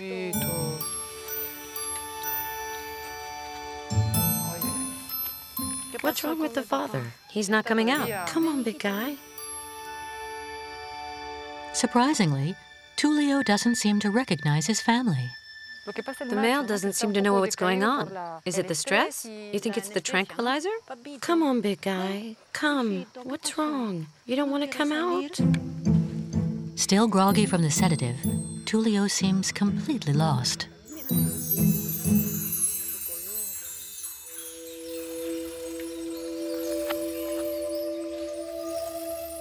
Okay, we have to get him out of there. Gently. Let's see. That's it. Very good. There. He seems all right. Looks okay.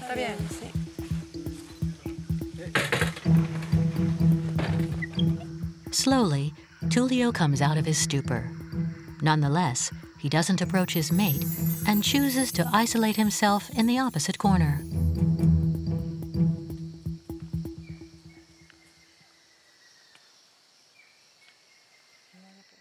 Careful not to put the cages in the sun. Now it's the daughter's turn. Okay, that's good there.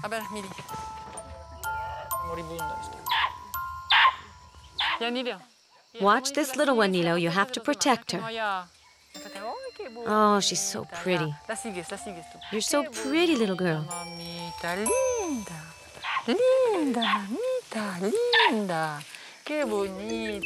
Reassure her, Nilo. Reassure her.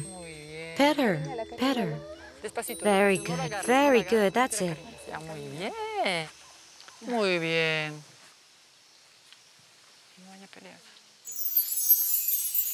Apparently, little Nantai doesn't seem too perturbed.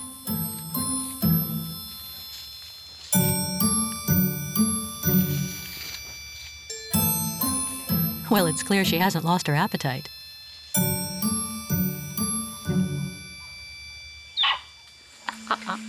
But still, something seems off to Helen. I thought she'd go to her mother. Yes, she'll probably go in a while, but for now she seems kind of lost. She's hungry. Yes, that's possible.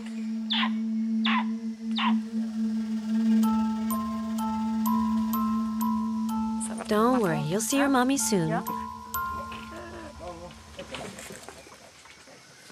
The newcomer's health is satisfactory, but the transfer to this unfamiliar environment seems to have destabilized the family's reference points.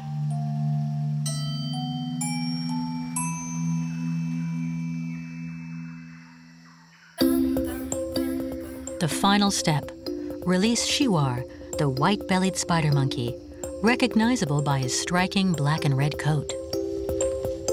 Very good. Come on. You can come out now. Come on. Go ahead.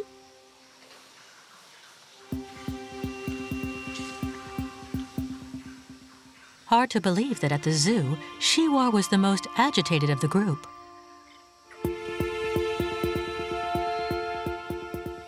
He's hesitating, huh? I hope he won't be as aggressive as he was in the zoo in Lima. I think it was mostly because there wasn't enough space. What a magnificent animal. He's very handsome. It's incredible when you think of the conditions he lived in, that he can look this good. I hope he'll be a good reproductive male, because the idea is for him to mate with Ramona. Ah, yeah. And if the tests are good, we can reintroduce them into the reserve. You know that white-bellied spider monkeys are even more endangered than chamecs. For now, we'll keep the female here, so they can stay in visual contact and get to know each other. Then, depending on the reactions, we'll leave them together or not. Okay.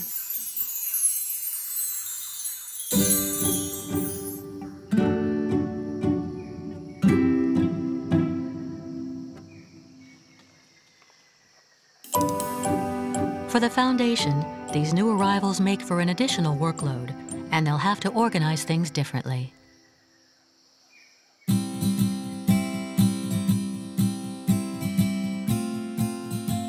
On the other side of the center, it looks as though Tulio and Awantai are feeling like themselves again, and that their little life together is back on track.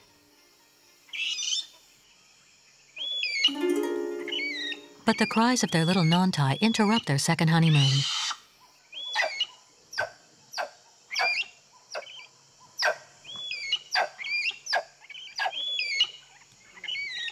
Worried, her mother finally decides to see what's wrong with her daughter and reassure her.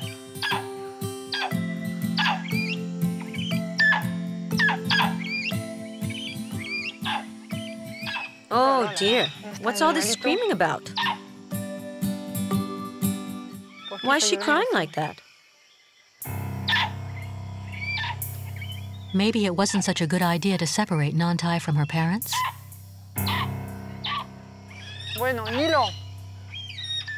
Can you come here a second? I called the zoo in Lima. They got it all wrong. They told me to be very careful with the father, that he might mate with the little female and all that. And since we didn't know her, we listened to them and kept her apart. And now listen how she's crying. There's no way we can leave her like that. Oh no, there's no way. So what do we do now? You know what? Let's unhook the fencing and bring her through underneath. Okay. Like this.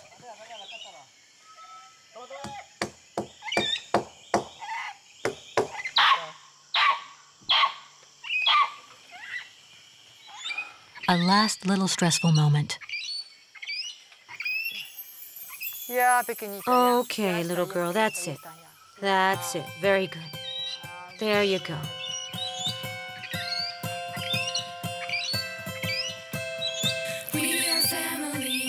In the end, the team made the right decision. Nantai is reassured back with her family. They can at last enjoy being together and quickly return to the familiar gestures of daily life. In time, the Lima Zoo will be nothing more than a distant memory.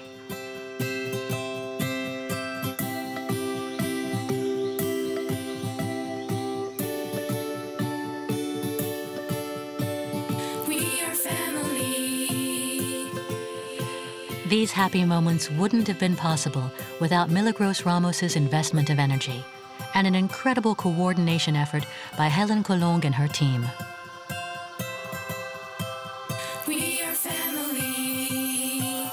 But will these newcomers integrate smoothly into this unfamiliar environment? Will the traumas of their past resurface with the first attempts to socialize them? If all goes well, they should be able to join the other candidates that Helen is preparing for their return to freedom. Hey guys, it's time to wake up. Come on, it's time to learn. With the early morning light, the gang of woolly monkeys descends from the trees where they've spent the night to nose around the center. This merry band is led by the one who has succeeded in imposing his rule, Chayu. The littlest ones have learned to respect him, and no one dares question his authority. Chayu, like the other members of his clan, was taken in by Ikama Peru several years ago.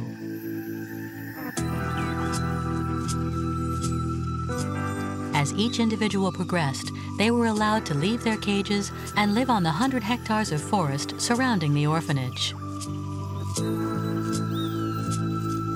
Nearly autonomous, they aren't supposed to return to the areas reserved for those who aren't as far along in the rehabilitation process.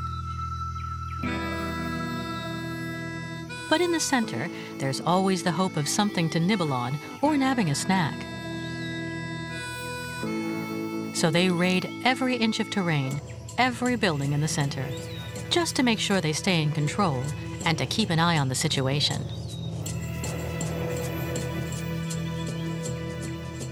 Helen Colong and her team are getting impatient. Yes, Bruno, listen.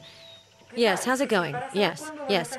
Well, I need to know when I can have the test results. I've been waiting for 3 weeks. A month ago, you said it would be a week, and now you're telling me again it'll be a week? The tests in question are for tuberculosis. They're important because without them, Helen won't receive the permits to release Chayu's group to a wild environment. So what am I supposed to do? Yes, but that messes up my entire schedule. You promised me that they'd be ready in no time.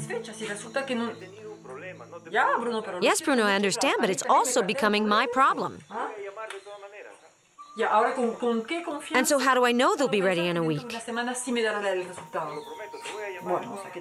All right, anyway, I don't have any choice but to trust you. Okay, bye. This has been going on for more than a month, this thing. It just doesn't end. We need those tests. How much longer can we keep Chayu's group on our hands? 3 weeks? A month? 2 months? Meanwhile, Chayu methodically marks his territory.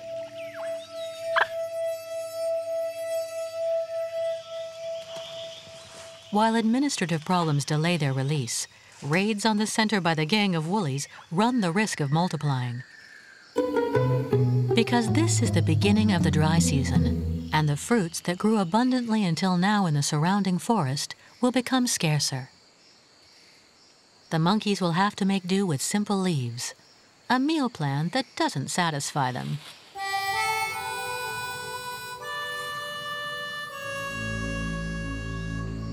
Chayu's gang no longer hesitates to attack an assistant crossing the compound with an armful of provisions. The situation is becoming critical.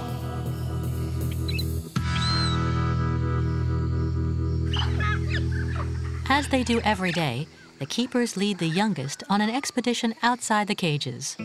Kind of like a garden party to get them used to climbing trees, as if they were in the forest. Obviously, for Chayu, the temptation is irresistible.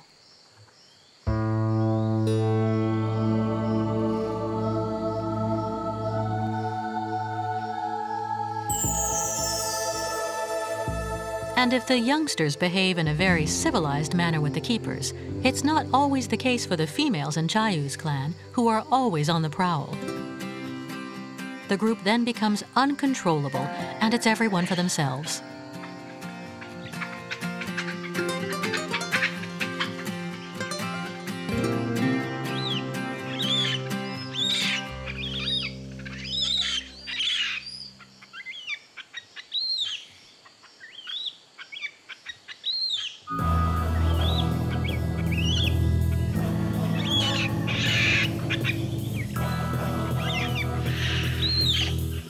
Things can't go on like this any longer.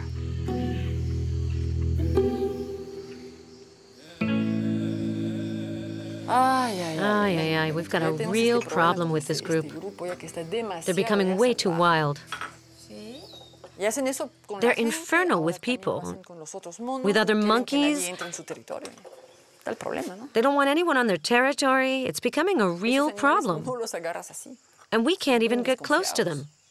Yes, I know. I don't go near them. Well, look, it's a good thing. When they're free, they won't approach people who try to give them something to eat. Because other than the keepers they know, they're either afraid or they become very aggressive with strangers. Sure. For their reinsertion, it's all very positive. But for us, the situation is becoming very complicated. What a mess.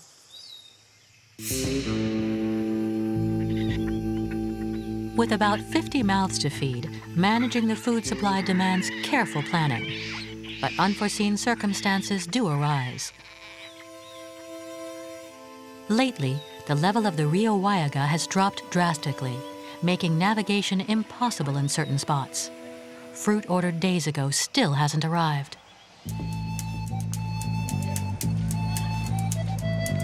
The only interim solution: shop at the small local outdoor market in Lagunas. Agapo, a member of the team, makes the trip this morning. The farmers are affected by the lack of rain, which has a disastrous impact on the harvest. The stalls offer too narrow of a choice. There's little variety and small quantities. Agapo will have to take what he can get.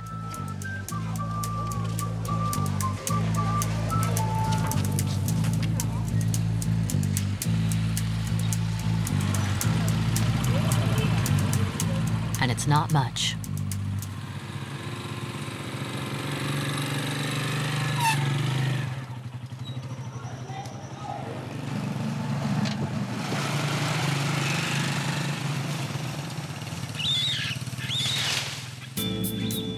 The sound of the moto taxi didn't get past Chayu.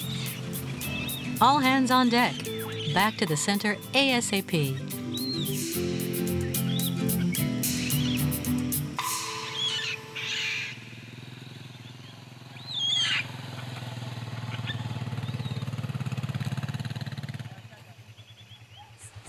Hello.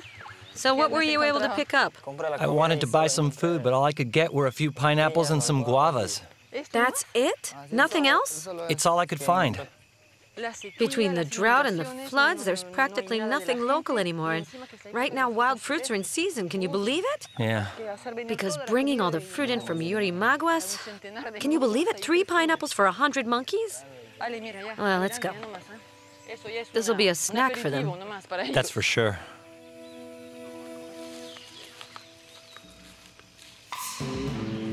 The kitchen, a place that the gang covets dearly.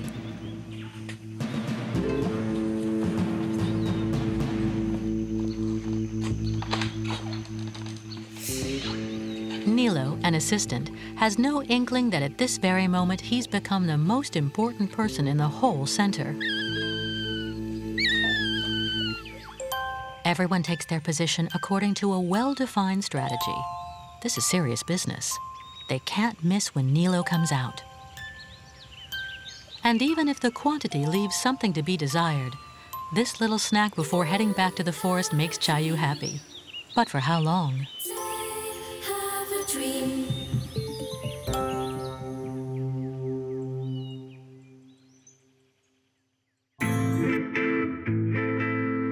Helen splits her time between the two centers she's created. She's off to Terengay, where the youngest residents live.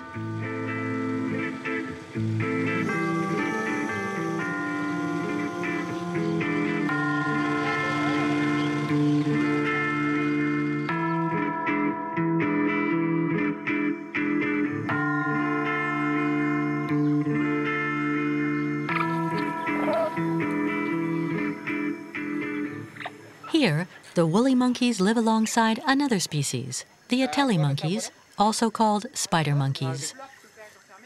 In the giant resocialization pens, little by little the monkeys regain their primate behavior. Helen and her team have devised a number of awareness and learning techniques. She's with Tsawawe, right? Yes. There's Kutsetin. That's very interesting. They're really a little family unit. Look how they share. The mother and son. Yeah. Look, look. From time to time, Helen's husband Carlos shows up unexpectedly, and he often arrives with a surprise in hand. Helen, look what I brought you. Oh, what have you got? Look. They were brought in yesterday afternoon. Oh, they're adorable. A female and a male? Yes, a female and a male.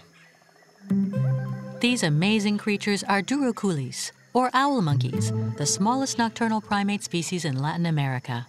I don't know where we'll put them. Will this trafficking never end? Hey, at least we're able to save these. Yes, yes, of course. Do we have the room to keep them? Oh, gosh, boys, what do we do now? There are no cages left. We could put them in the dormitory until we can build them one. Build a cage? You know what you're saying. It's a big job. This whole thing is very complicated. So? Well, in the meantime, we'll put them over there. We'll make room for them in the dormitory and then get to work, guys.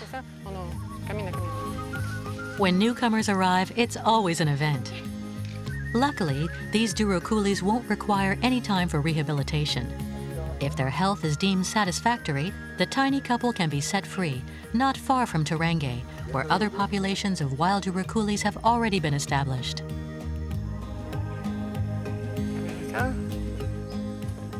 Yes, we'll put them there. Oh, dear. Look at that. Let them out. Look. There they go. You ran out fast. Come over here, little girl. That's the female, in fact. Yeah, you can see she's used to humans.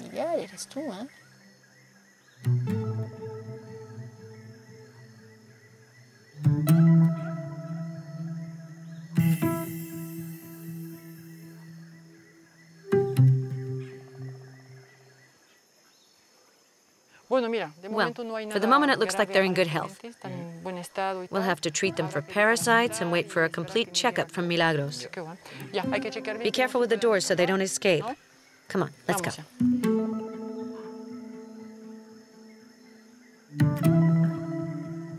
Durocules are nocturnal mammals, but the temptation to explore their new surroundings, even in full daylight, is too strong.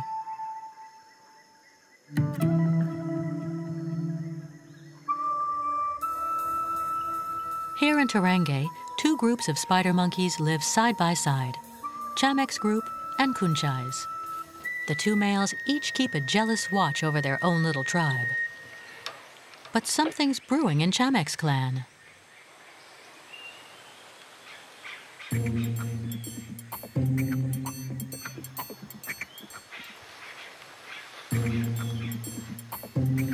Each member takes up their post, ready to sound the alert.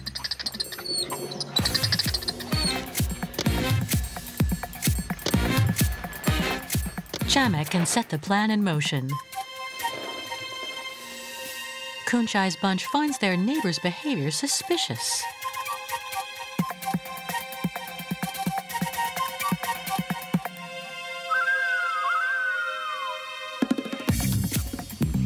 Why on earth would Chamek's gang go to the dormitory in the middle of the day?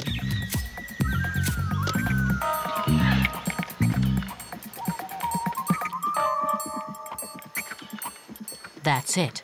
It's an attempted escape. A quick reconnaissance of the area gave this female the chance to detect a small tear in the mesh netting. An ideal opportunity for the clan to make a break for it.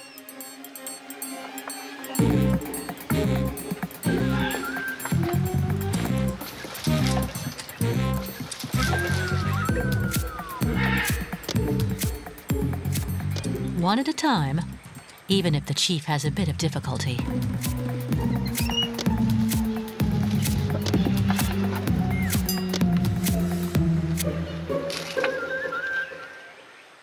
One minute flat, a record that'll be hard to break.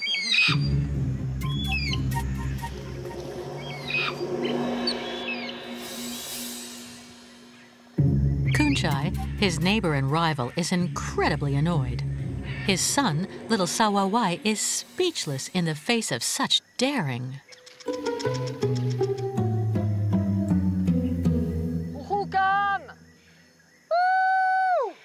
I'm coming! They've escaped! Ugh, those rascals.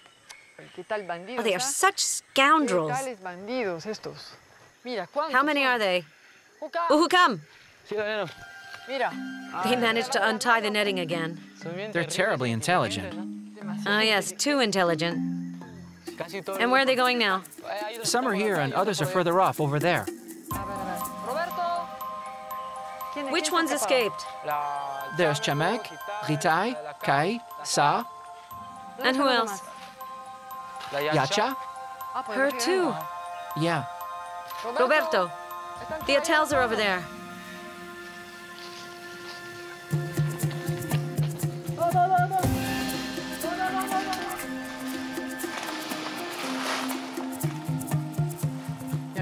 Actually, it's not such a catastrophe.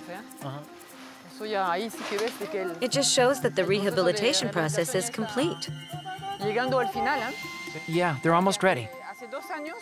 If they'd escaped 2 years ago, they wouldn't have known what to do outside.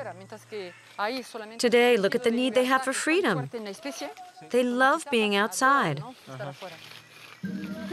Well, we'll still round them up, but it isn't too big a deal.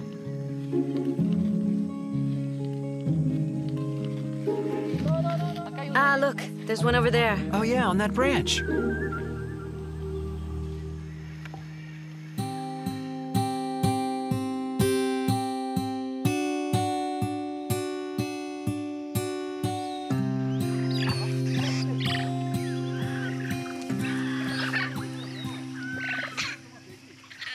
At Media Luna, the juveniles are enjoying these recess periods outside of their pen. Their confidence is growing. But Chayu is on the lookout.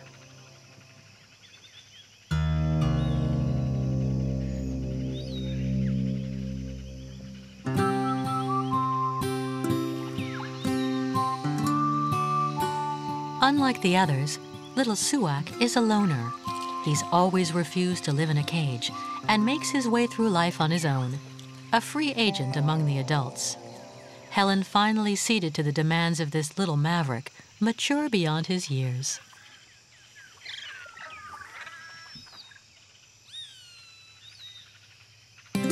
Chayu, for his part, is keeping his eyes peeled. It looks like the coast is clear. A bit of food forgotten by the keepers, and it's a free-for-all. Little Suak would really like to join the gang, but apparently he's not invited to the party. When you can't fight on equal footing, you have to figure out another strategy.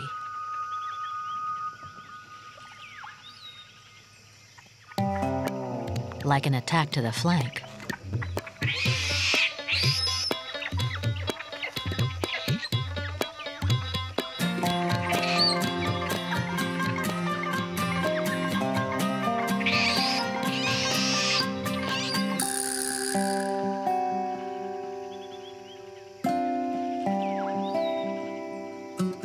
the groundwork looks to be a little bit more difficult than expected. Chayu was on the watch. But when you're tiny, you have to think out of the box.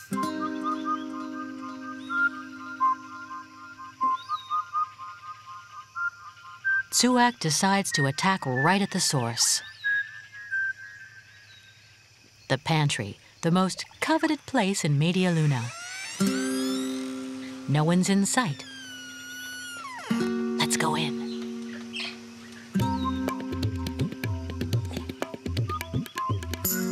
Let's take a look. Not here. Not here either.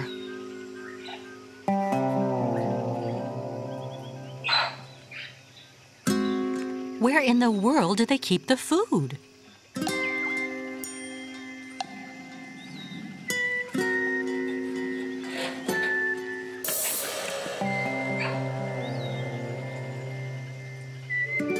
A mountain of guavas.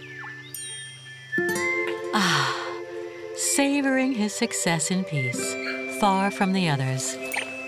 What a joy.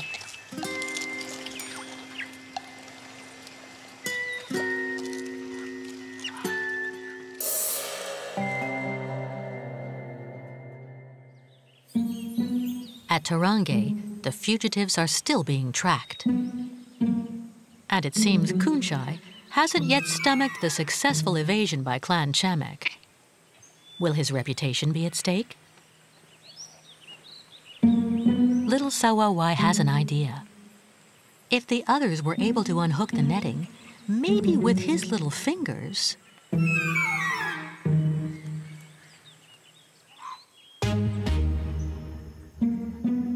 So everyone gets in the act.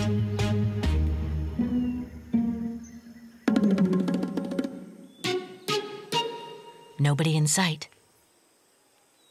It's not that easy.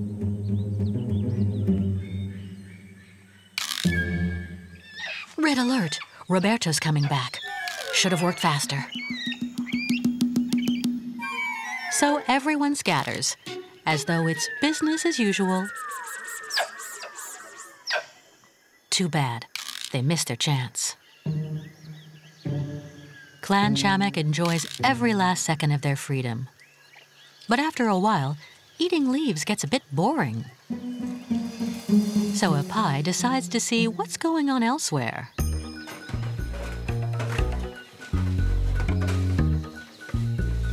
How about in the kitchen? Sliced fruit served on a platter. That's more like it.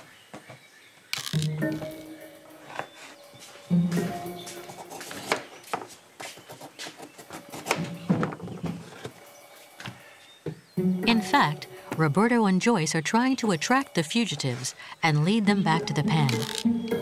It's a pretty obvious ruse, but it does the trick when you're dealing with a bunch of gluttons. Come on, come on, come on, come on! It's time to eat. Come on. You little rascal. How'd you get out, huh?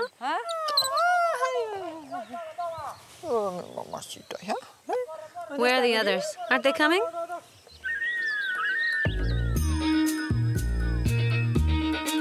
If the females are easily swayed, Chamek doesn't take the bait so quickly. No way he'll trade his freedom for a few carrot sticks. He's having too much fun being outside and enjoying the day's last rays of sunshine.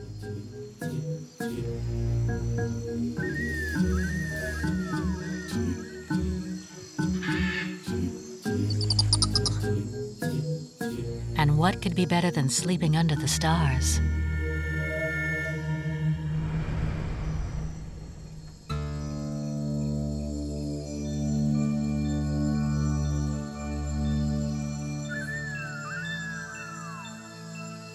For the Durukuli couple, the party's just begun. Nighttime is the right time for rounding up something to eat.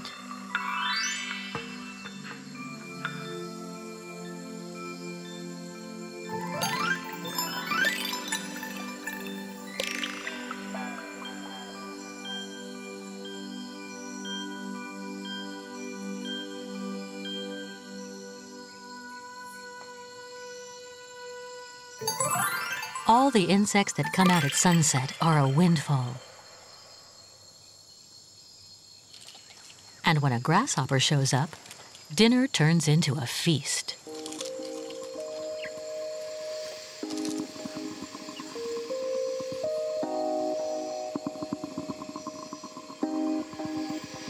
At Helen's, too, they seem to be working the night shift. Look, Helen, the Pantheon zone seems like our best option for releasing the monkeys. It's an area without much tourism. The long-awaited blood test results have finally arrived. There are no diseases in Chayu's group. Now it's time to choose a good place to set them free. Pantheon, situated deep in the primary forest, looks like the best option. Yes, it's an area that's difficult to get to anyway. So already that's a guarantee. And don't forget, the patrols from the Tibilio guard post will check up on the animals regularly. So there are people who will follow up on them for 4 or 5 years. The main goal being to help this species get back up on its feet. The fauna is varied, and theoretically the biodiversity seems virtually intact. From what the guides say, that's where the Chamek spider monkeys and the white-bellied spider monkey populations are recovering after 10 years of intensive poaching. So it's been 10 years that the population is slowly starting to get a foothold, and that's exactly what we want to do. Yes, but anyway, there won't be any direct competition. There are the capuchin monkeys, but they're never in conflict with them. Of course, the biologists will tell us if everything we've heard about the local populations is true or not. Okay, there's nothing to do but go and see it as soon as possible.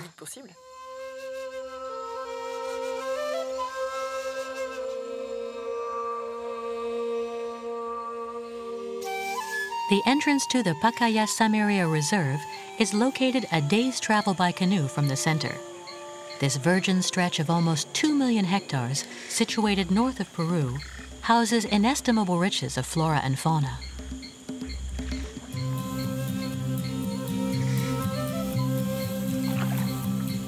It's one of the biggest nature reserves in the world. A veritable maze of rivers and swamps, it's only accessible by canoe. A forgotten Eden that remains for the most part uncharted.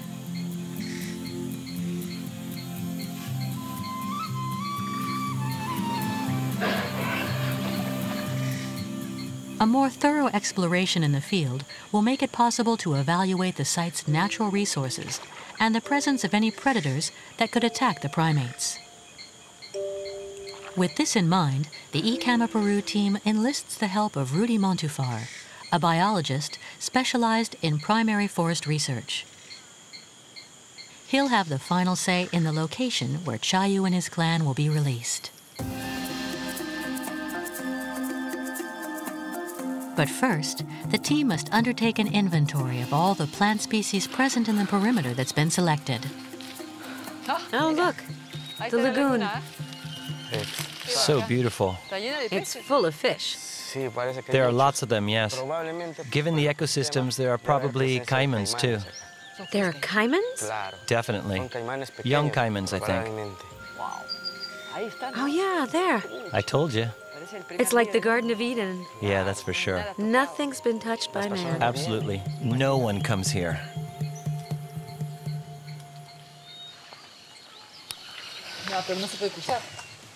Yes, but we can't cross. We have to go around. Let's go that way. We should be able to cross further down.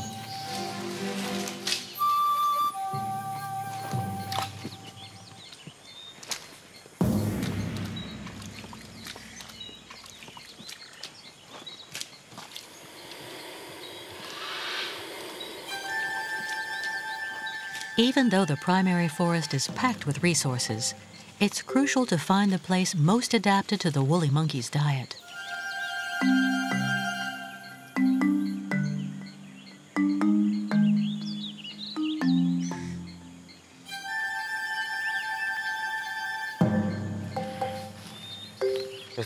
That's a quinilla. The monkeys like that.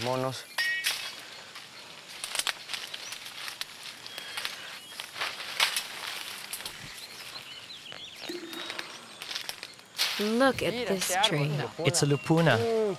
What a beauty. It's splendid. We must approach it with respect because it's a mythical tree in the Amazon. We come here as friends to protect and not to destroy. We request your permission to take a photo. Perfect. You'll cut off a leaf, right? I'll take a bud from this trunk here. That way we'll know what species of quinilla it is. Yes, there are many varieties. Yeah, and you need to know which one it is. Exactly. Perfect.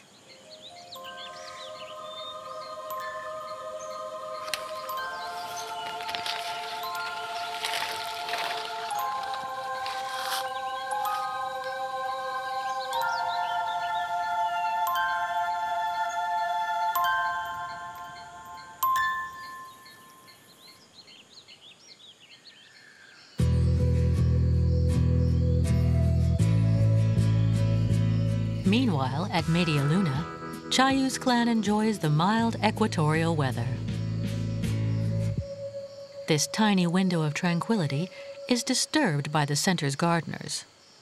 But it could well be an opportunity to pinch a few tender, tasty leaves.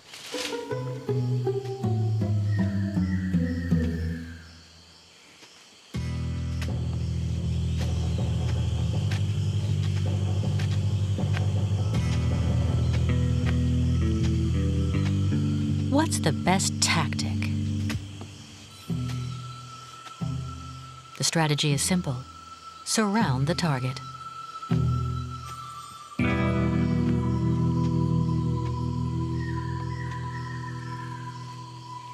They approach slowly, feigning indifference.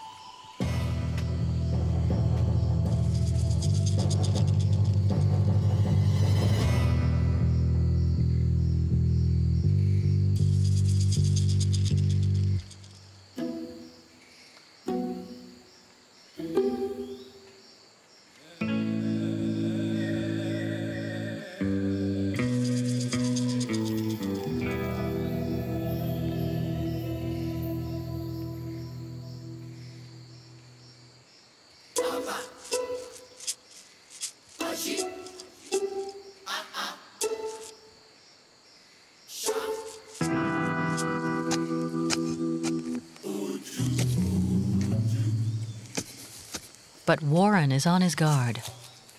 Don't touch that. Don't touch. Don't touch.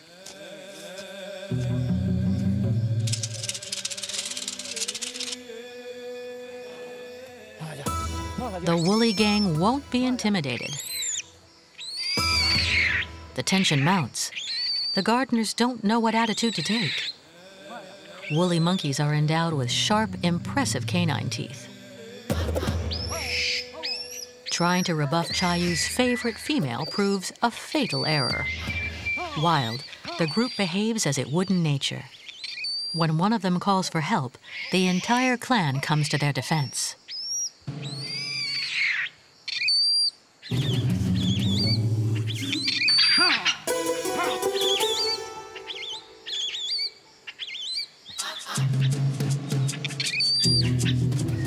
Better to beat a retreat and let the situation calm down.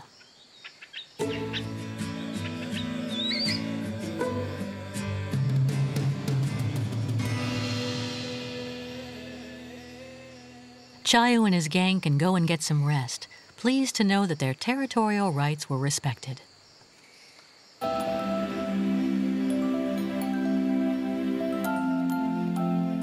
Helen has received the initial results of Rudy's study. The 50 or so species of trees surveyed in the area produce an average of 300 kilos of fruit per hectare, a sufficient quantity to allow a new population of primates to be introduced.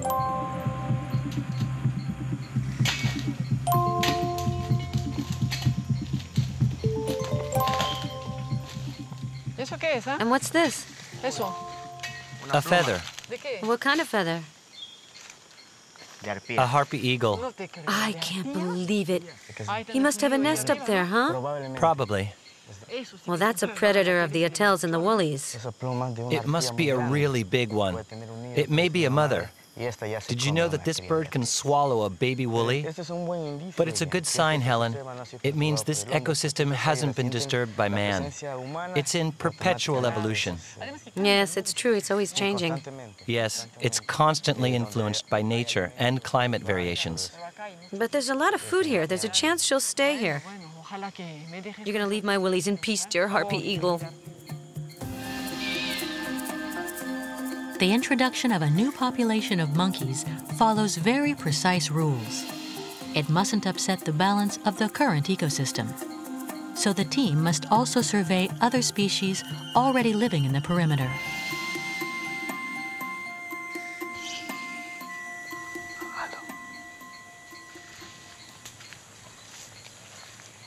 Enaya mama. Where? Way up at the top of the trunk.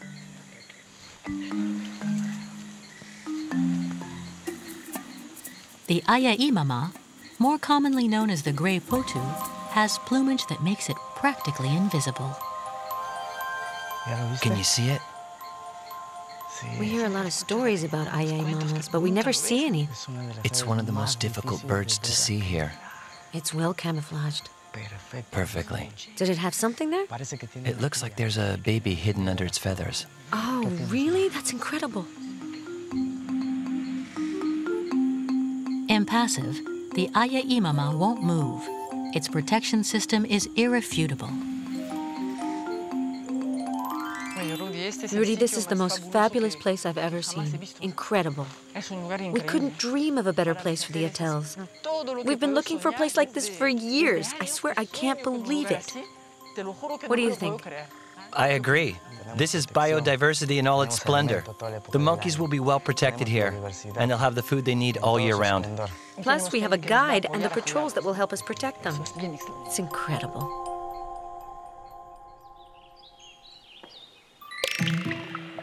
At Terenge, the Durukuli couple keeps a close eye on the construction of their new lodging.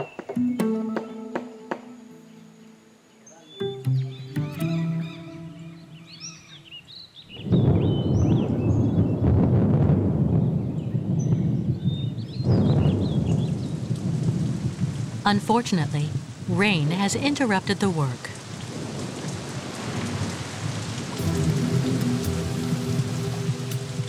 The ambiance in the enclosures is becoming gloomy. But every cloud has a silver lining. The rainy season is the harbinger of new fruit in the trees.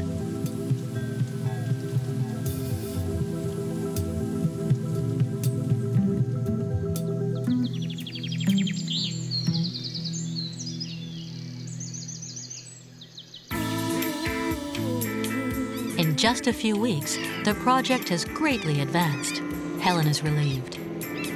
Rudy has relayed the results of the study of the Ponteon zone. The site has been accepted, and the Ministry of the Environment has accorded all the permits. Now comes the hard part, transferring the group deep into the heart of the forest. A veritable commando mission. Hey, guys. How are you? Milagros Ramos, the veterinarian, is enlisted as reinforcement. For now, it's reunion time. This female has always had a soft spot for Carlos, who tore her from the clutches of a trafficker.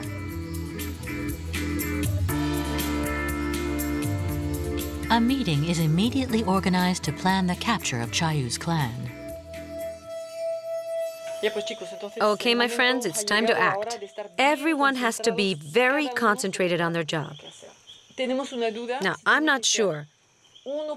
Should we have them enter into the bungalow one by one, or should we attract the whole group into the back enclosure? Nilo, what do you think? I think it's better if we put them all over there in the round cage. So they'll follow each other. Yes. Because if we take them one by one, they could escape, right? That's right. In any case, if they rip the fence trying to get out, we'll have to be outside with gloves and nets to grab them right away. You see? Because they're wild. It won't be like grabbing a monkey in an enclosure. They'll panic and get angry. They'll try to get away, and also there are a lot of them. They're very strong and can get aggressive. We good? Okay, Nilo? Everybody? Let's go. It's going to be a delicate mission. The plan is to assemble the group in an enclosure to sedate them, and then place them in the cages that will hold them during transport. We'll hide over here. Leave the blowpipes here where they can't see them. As far as I'm concerned, I'm ready.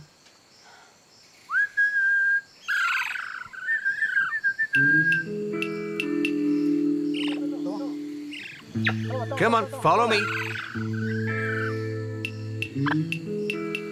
This good old tactic works like a charm. The way to a monkey is through the tummy.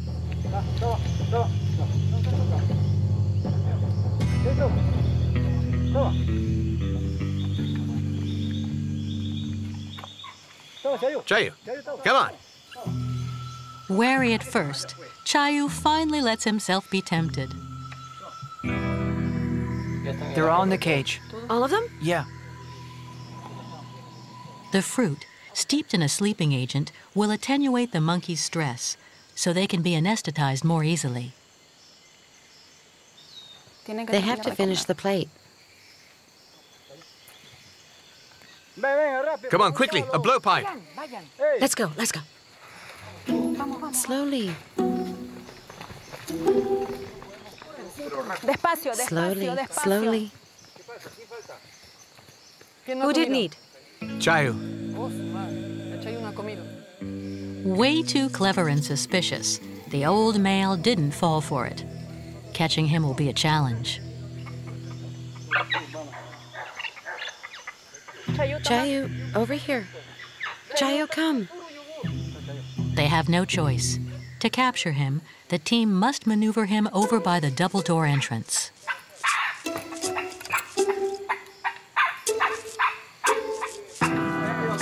Close the door. Close the door quickly. It's all right, big guy, it's all right. Caught between the two doors, the monkeys can be sedated more easily. An operation that requires extreme precision. It's over now. You're gonna see the forest now. Be gentle. He's already sedated. Yes, he could still wake up. Careful. Gentle. There, in the cage. Yes, he's calm now. It's okay. Well done, everybody. We got him. It's good. Inside the enclosure, the team continues capturing the females.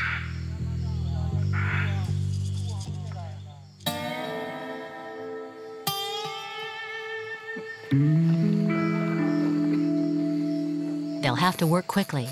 The effects of the anesthesia will wear off in 20 minutes, the time needed to identify each member of the group.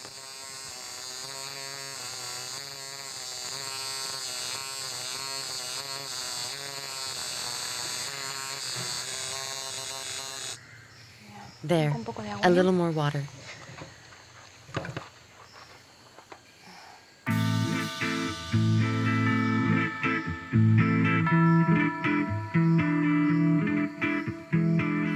The preparations completed, the final stage of the journey can at last begin.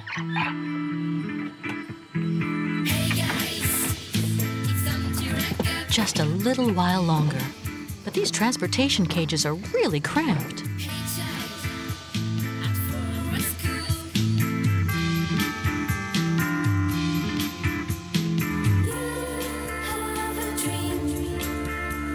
An enormous feeling of relief washes over the team as the convoy penetrates the confines of the Pacayas Samaria Reserve.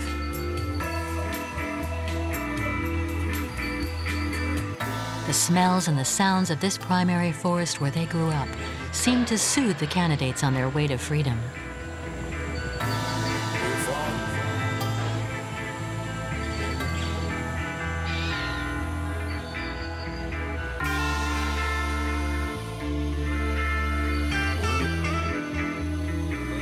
As the small crafts make their way forward, the waterways narrow, and the recent heavy rains complicate the team's work. Okay, good. We're here. Super. Come on, let's unload the cages. The forest becomes even more inhospitable. Daylight fades quickly under the canopy. They have to hurry. Let's go. Now which way do we go? To the right. We have to walk single file. The weight of the 20-kilo cages, plus the sticky 40-degree heat, make the group's trek laborious. It sounds as if some local woolly monkeys have already been alerted by the calls of Chayu's group. All that's left to do is select the ideal spot to open the cages. Here's good, isn't it? We finally arrived. It's the perfect place for the woolies. Everything they need for their diet. Should we set up the platform here? We just have to put 2 branches here, and then the net, and we're good. Okay. This construction will attract Chayu and his friends out of their cages and encourage them to rapidly climb towards the treetops.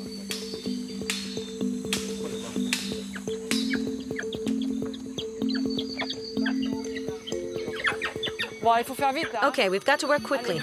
Are you ready? We have to let her out. There. Atta girl. Okay, same thing for the others now.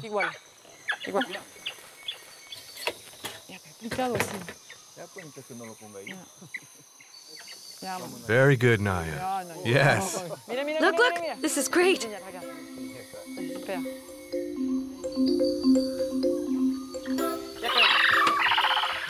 Go on, my little Kaya. Go on. Oh, she's still weak. All right, Chayu's the only one left. A real rocket.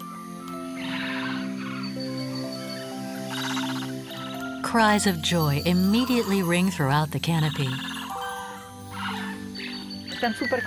When they screech like that, it means they're very happy. You see, happiness is being free.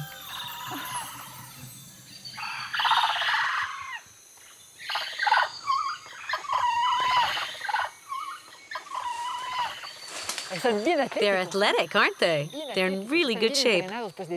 They've lived outside for 2 years. Look at those muscles.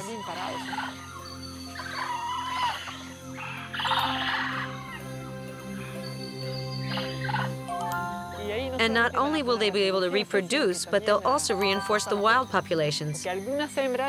Some of the females will leave. They'll migrate. They'll go meet other males. I think they have a 100% chance of survival. Just the fact that they're a unified group. And the aggressiveness that caused so many problems at Media Luna, because their territory was too small, will come in handy now to defend themselves. But since the territory here is enormous, I don't anticipate too many conflicts.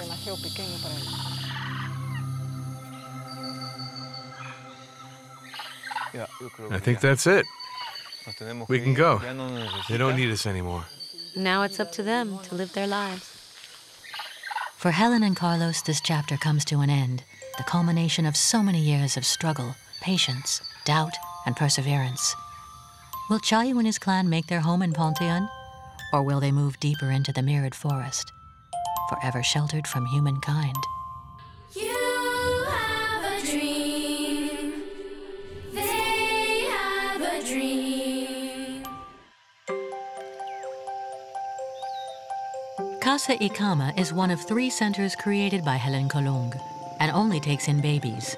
It's a kind of nursery.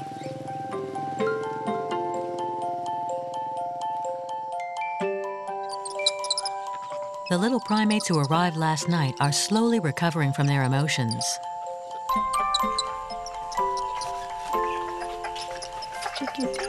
Hi, girls.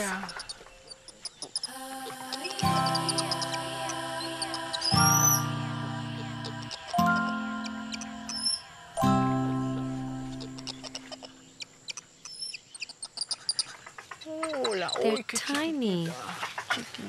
Helen knows that years of patience and care will be necessary for these orphans to earn their visa to freedom. Carlos? Yes? Come see the newcomers. The hoteles? The two small females who arrived during the night are extremely skinny. Oh, the poor thing's all mangy. There's the woolly baby, too. They were all together. First thing is to find them a large pen and then see how we can fix them up. Oh, look how she's trying to get away. They're like that at first. So what are we going to call them? Uhukam, how do you say untouchable in Jivaro? Achitai. Achitai, isn't it? Okay, let's call this one Achitai. And that bicolored one, what should we call her? Cha-cha. Cha-cha? What does that mean? Spots. Ah, Spotty. Spotty. Okay, let's call her Cha-cha. Let's go. The woolly baby will be named Tamshi. Giving each of them a name is not a mere ritual. It gives each orphan a proper identity and makes the nurses' work easier. The organization has 2 other orphanages and employs a team of around 20 people to watch over the residents day and night. The 2 little Atelli's condition requires a full medical checkup. Helen has called her friend, Milagros Ramos, a veterinarian from Lima. Milagros, it's great you could come. Hi, how are you? Some trip, huh? Yes, all day. But the main thing is that I'm here now. How are things here? Who are the new ones? A woolly and 2 Atels. One of the females is really poorly. That one over there? Yes, the little chamek. Torn away from their mother too soon, the babies who arrive at the center are infected with parasites. They suffer from malnutrition and sometimes ill treatment. Milagros' diagnosis should provide answers to Helen's worries. Here we are. Everything's ready. This is a delicate intervention. Humans often rhyme with danger for all of these refugees. No, sweetie, no. There, come down. That's it. It's over. It's okay, it's okay. It's over. No, wait. It'll take effect in a few minutes. We have to make sure she doesn't fall down.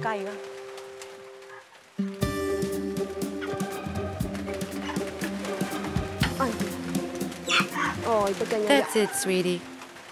Come on.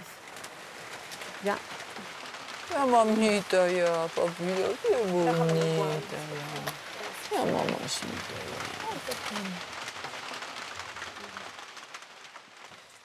Her temperature is not rising. 36.2. It's really low, isn't it? How come? It's a bit below average. She's in really bad condition. Her heart's beating regularly. At least her heart is okay. No sign of conjunctivitis. Good. Yes, but her teeth are in very bad shape.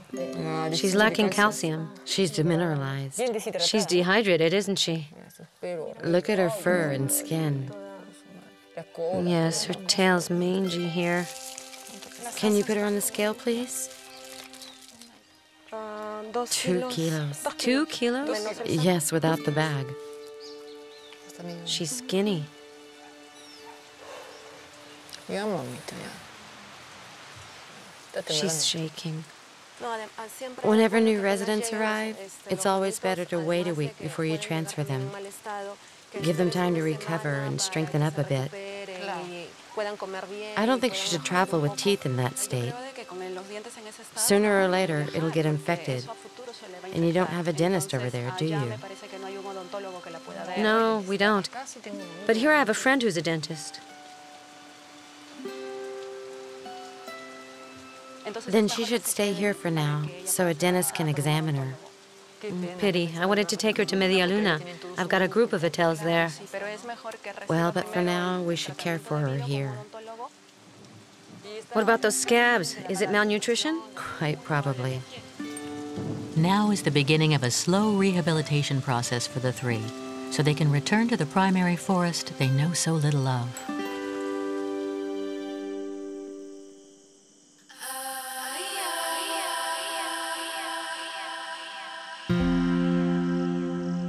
The second center created by Helen is an hour's boat ride away from Casa Icama.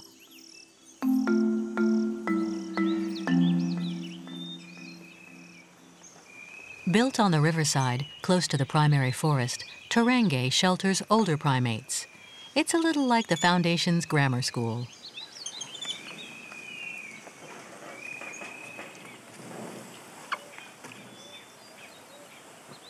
Right now, it's recess time. Or maybe nap time.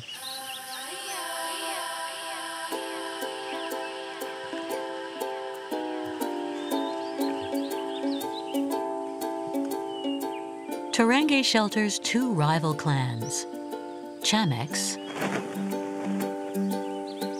and Kunchais. Chamek is tall, well-built, sportive, and active. He arrived 7 years ago at the center. Over the years, he's formed a large harem of 8 females, none of whom miss a beat of his antics. Well, almost. They do love sunbathing.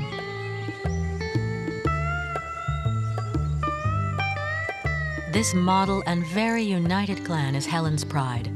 Chamek's group is reaching the end of its rehabilitation process.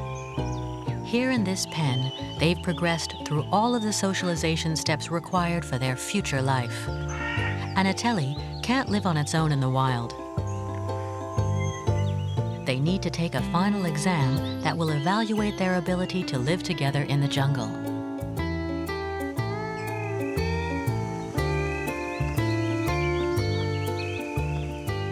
In the enclosure next door is Kunchai's clan, a classic family.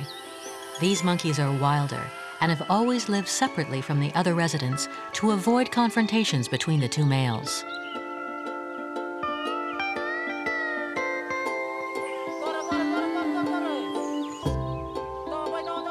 No more napping. It's time for a walk in the forest. Come on, come on, come on, come on, come on! Let's go! Roberto's magic bowl is full of tricks to motivate the troops.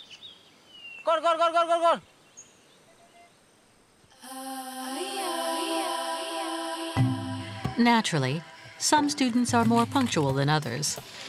Come on, let's go! Most of these primates have been around humans for too long. These outings are meant to help them climb to the treetops and get them used to living away from the ground. But there's still work to do. Come on, let's go! Especially as they are quite tempted to hitch a ride on the school bus. This platform was built in the middle of the forest to encourage them to develop their natural behavior. Come on, hurry!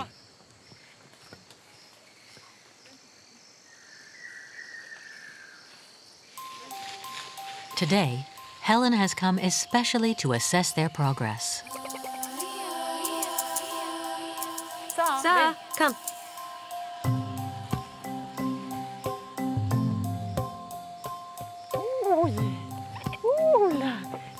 Hey, let me climb. You should be up in the trees. You'll never leave, will you? You're too attached to humans. Sa arrived at the center as an adult and has lived among humans for too long.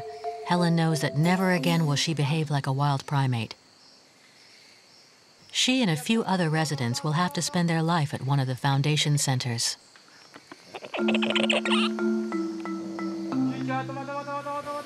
That's Yacha over there by herself, isn't it? Yeah.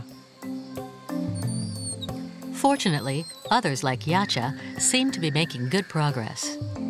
Little by little, they've learned to move around the trees. Their bodies have toned up, and they've become more agile.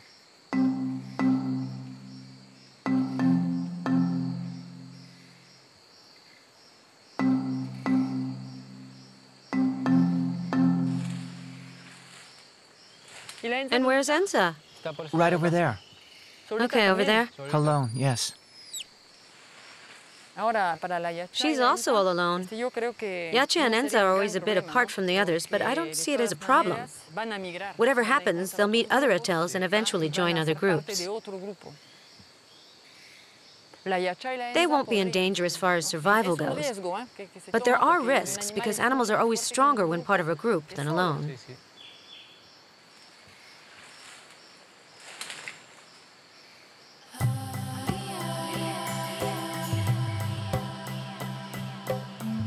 Look how high they're climbing.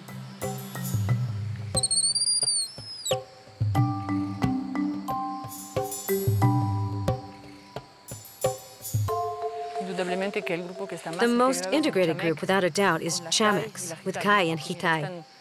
They're always together and have perfectly adapted to the forest. They can be freed, that's for sure. That's true. We've noticed that some of them move away from the group when it's time to find food. Later on, they go back to the group. Yes, but that's a good thing. That's typical behavior in spider monkeys. It's what we call fission fusion. Because there's food everywhere, they separate to avoid competition. Then, for security and emotional reasons, they regroup. It's a technique to make the most of the resources the forest has to offer. Over the years, Helen has observed everyone's progress. From the moment within a close-knit group, every individual can move around and find the food they need. They're on the right track to obtaining their diploma for freedom.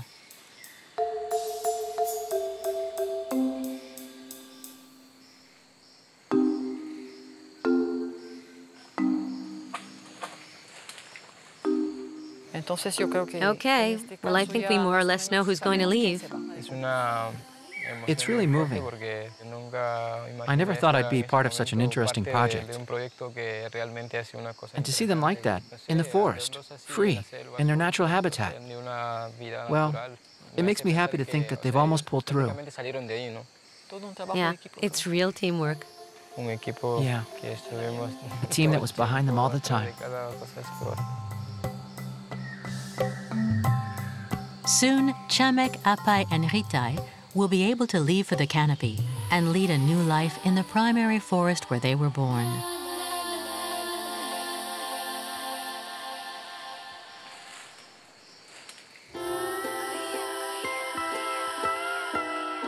As for Chip Chap and Saw, their future spells a life in semi-captivity, but they don't really seem to mind.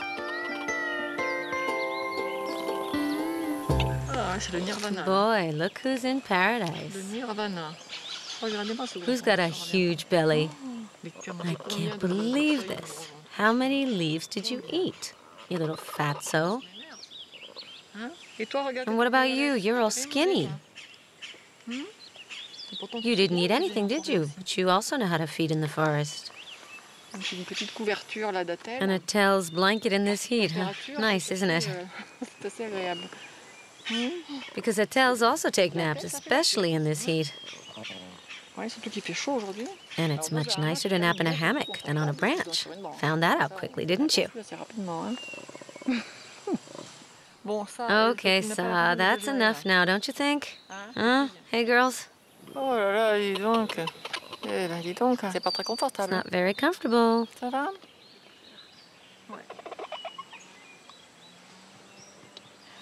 Good thing they don't all behave like you do. No two same hairdos. A tuft over there, flat hair over here. Oh, that's more audacious. Wow. Let me see your hairdo? No, you won't let me. Such demonstrations of affection with Helen are important for their equilibrium. That's a sigh of utter well-being. You're not hungry anymore, so you've come here to digest. See, you know how to feed in the forest. That's right, these two are best friends.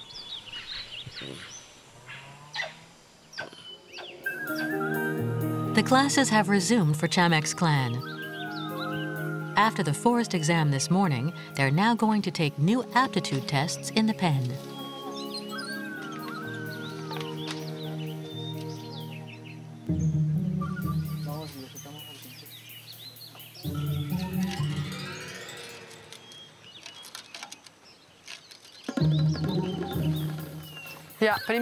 Here, Roberto, while the others are busy over there,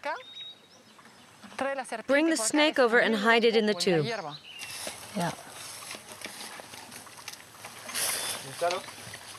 Will the clan react to this clever lure? Allez, hop.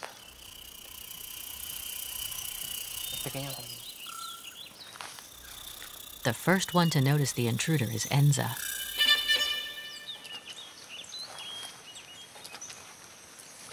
The little one is looking.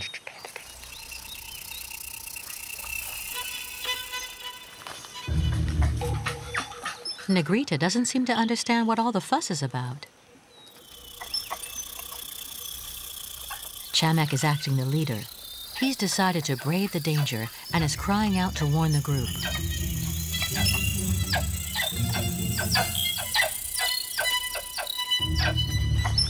They got the message. The females climb immediately up into the heights of the pen.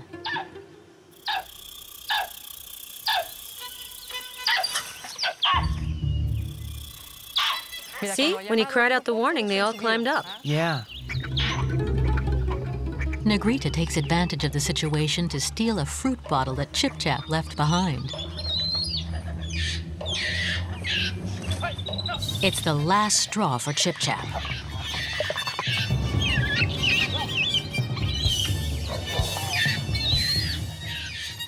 But in the general panic, an unexpected event occurs.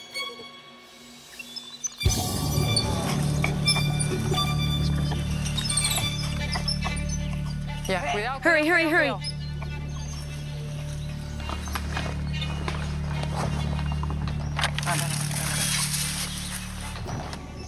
Catch her, quick. She could choke. Too much emotion, and she has an epileptic fit. Pull out her tongue, please. There you go. That's right. Bring some water to cool her down.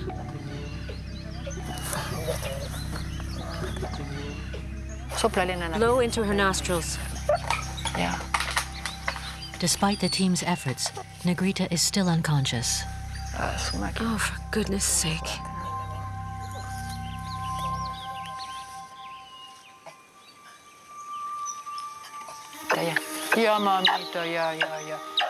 It's over. It's over. Don't worry.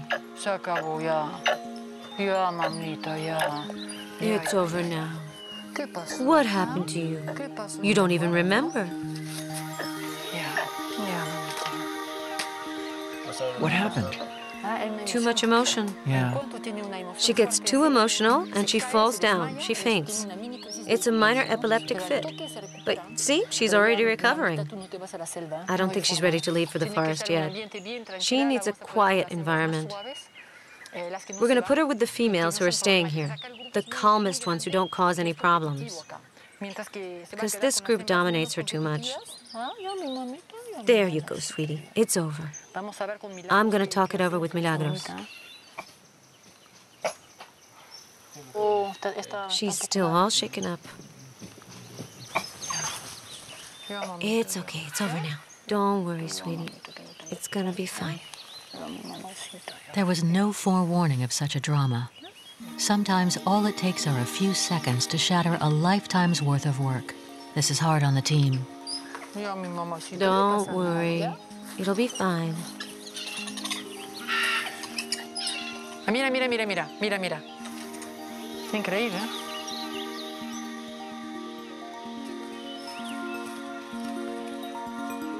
Enza, Negrita's best friend, comforts her.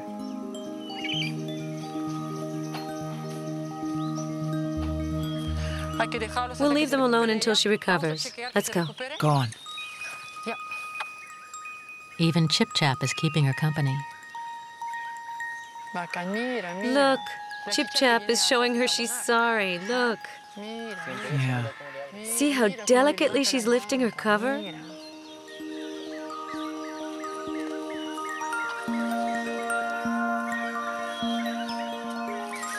There are no hard feelings among primates. Yeah. They get angry, but they make up easily. Yeah, they get over it fast.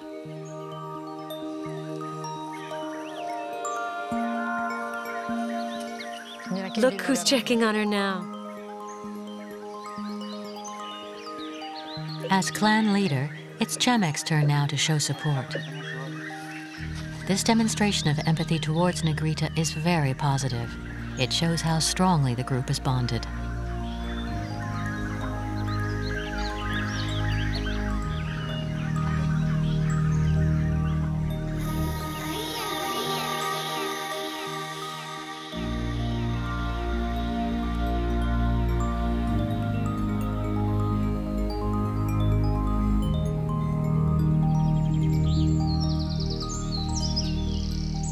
At Casa Ikama, the 3 tiny refugees' health is improving little by little. But the Tuatelis are still very thin. They absolutely need to strengthen up.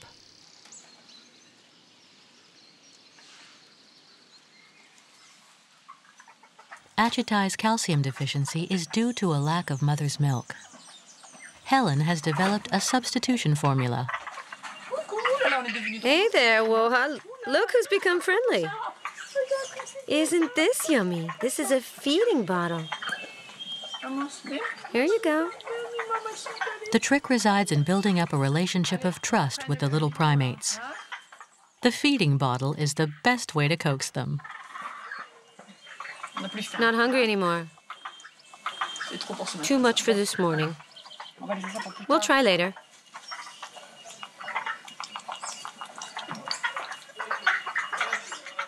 You want some? You want some milk? No? Later then.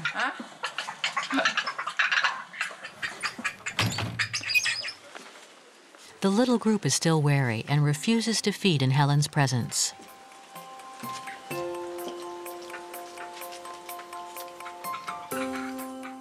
There's no use rushing the young primates. The main thing is that they accept to feed. Helen's strategy is proving successful. Eventually, the team will manage to build a relationship of trust. It's only a matter of time. However, they should be careful not to give them too much affection, which would make them dependent on humans.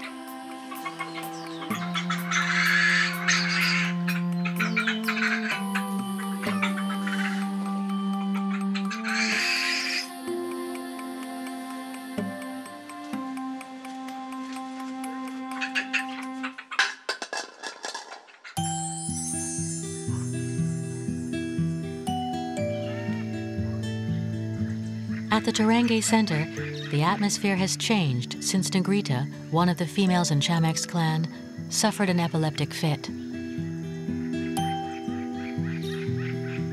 The joy and harmony in the group is somewhat altered. Negrita stays huddled away from the rest. The project to release the monkeys is not completely jeopardized, but it must be postponed. Negrita was lucky to have been rescued on the spot. What would have happened if she had been in the forest with no keeper around? Fortunately, sometimes it doesn't take much for Atelis to feel happy together again.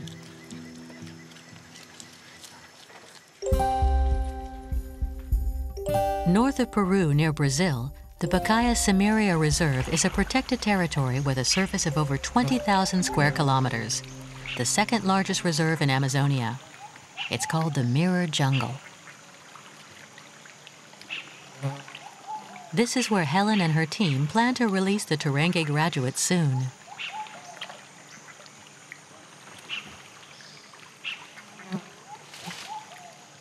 There are still a few surviving primate populations living in this unique and virgin ecosystem.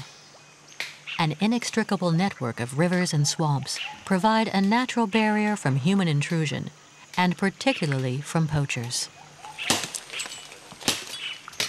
So as to monitor the spider monkeys once released, the team needs on-site infrastructures and must build a biological station.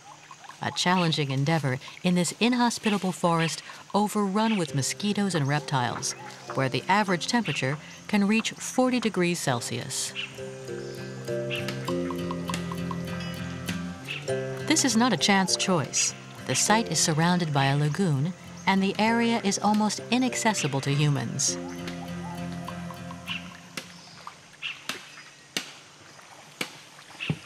There is only one solution: to build a bridge.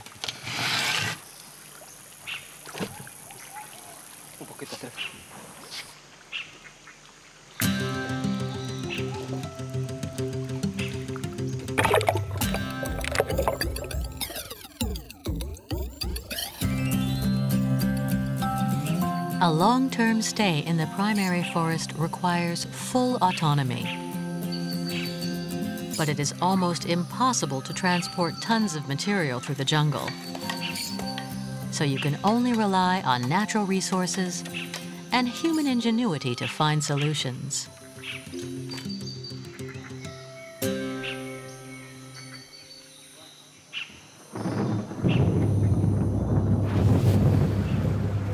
Mother Nature still rules here, however.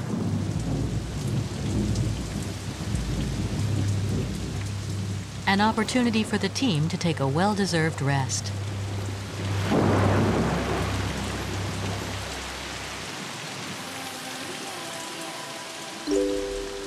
At Casa Ikama, every day brings hope.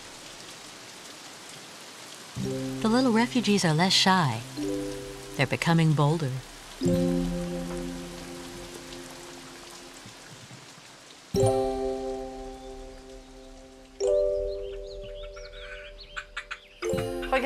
Here, Cha-Cha, have some papaya. What would you like? Everything. Papaya's yummy, isn't it? Okay, you're eating. That's a good sign. We're getting somewhere. Tamshi, the woolly baby, is more trusting and likes to take refuge in Juliet's arms, a volunteer at the center.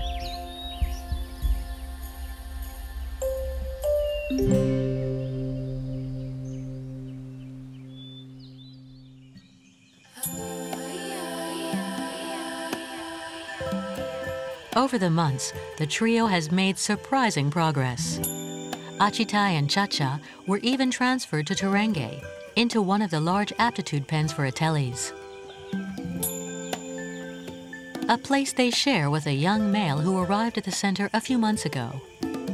This is an important step in their socialization process, and most of all, it's an opportunity to have more space to enjoy outdoor activities. Their first steps under the watchful eye of Helen and Juliet.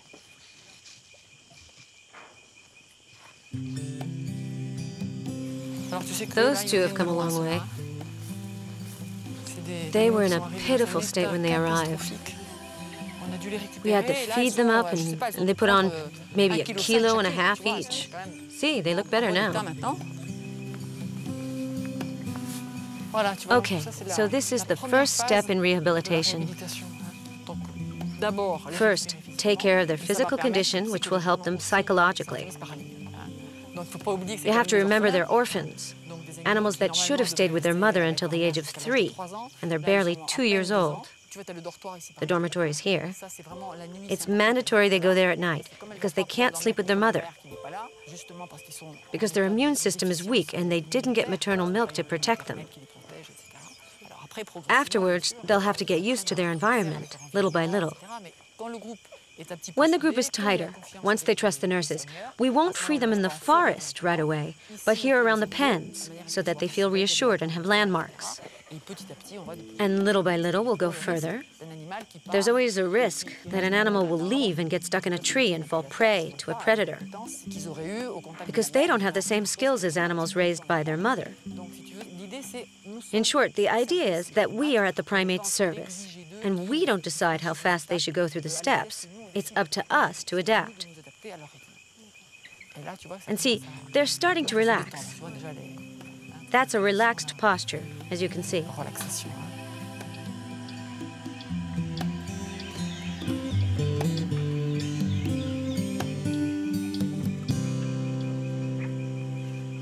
This new day doesn't hold much fun in store for Achitai.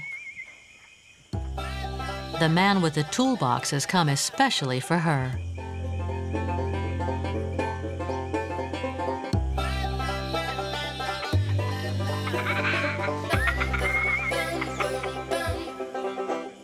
Although Achitai is feeling better, she still has tooth problems.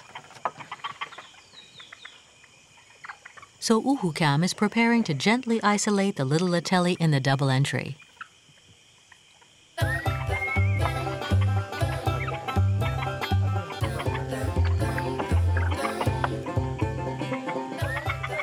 Wait a minute.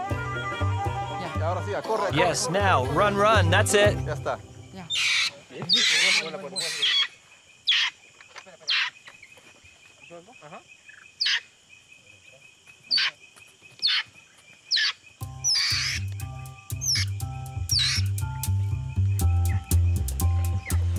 There, sweetie.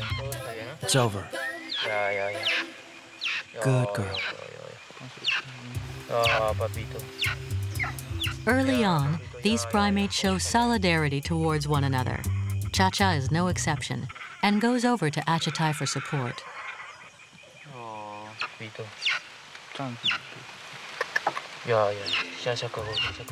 Easy now. It'll be over in a few minutes. That's it.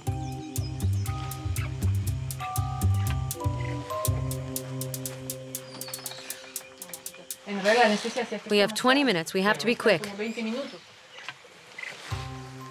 Juan, Helen's dentist friend, is more used to treating human beings.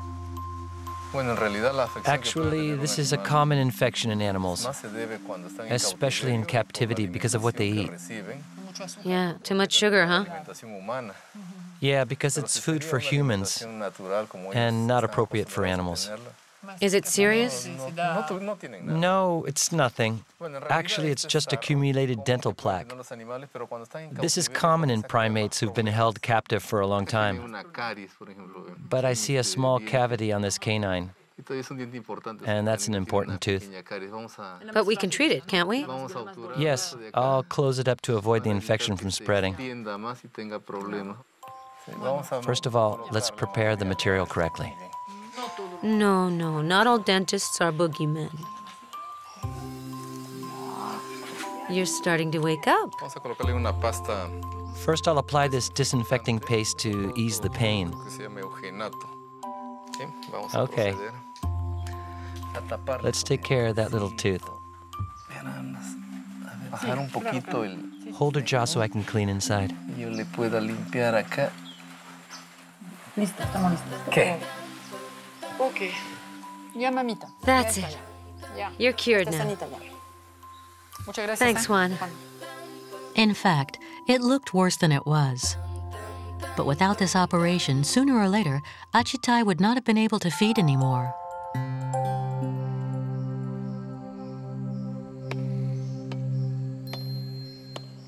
In the Pacaya Samiria jungle, construction work has resumed, overseen by a bunch of curious wild Ateles, fascinated by all the goings-on. The station is now almost finished. Only the last fishing nets from the Atlantic coast need to be installed.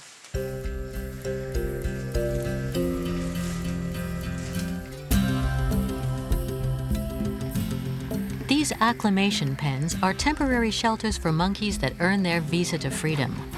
They will spend a few days here to recover from their long and tiring journey to this site.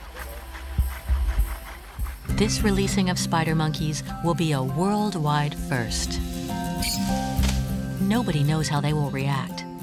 Will they be frightened?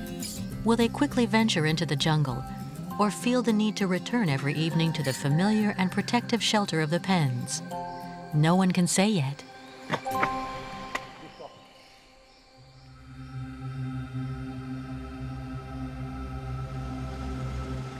Milagros, Helen's veterinarian friend, was able to come. Ever since Negrita had her epileptic fit, Helen has been experiencing doubts. Only Milagros can help her decide the female's fate. She's made the long trip from Lima to examine the little patient again.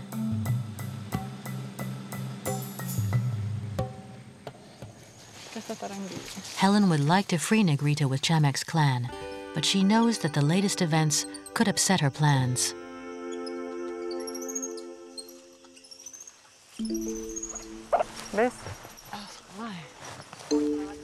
Come, Negrita. Come here. Oh, look, she recognizes you.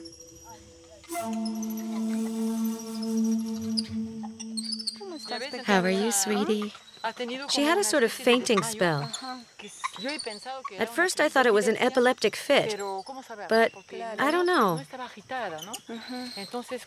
Do you think it could be something else? I do. The second test we took showed that she suffers from tachycardia, so it was probably heart-related. Ah, you're thinking of... Something like a minor heart attack? Oh, the fight must have really frightened her. It's possible. I don't think it has anything to do with epilepsy. No, that's not what it is. A heart attack, then? As for releasing her, then? No, I don't think we can. She'll have to stay here.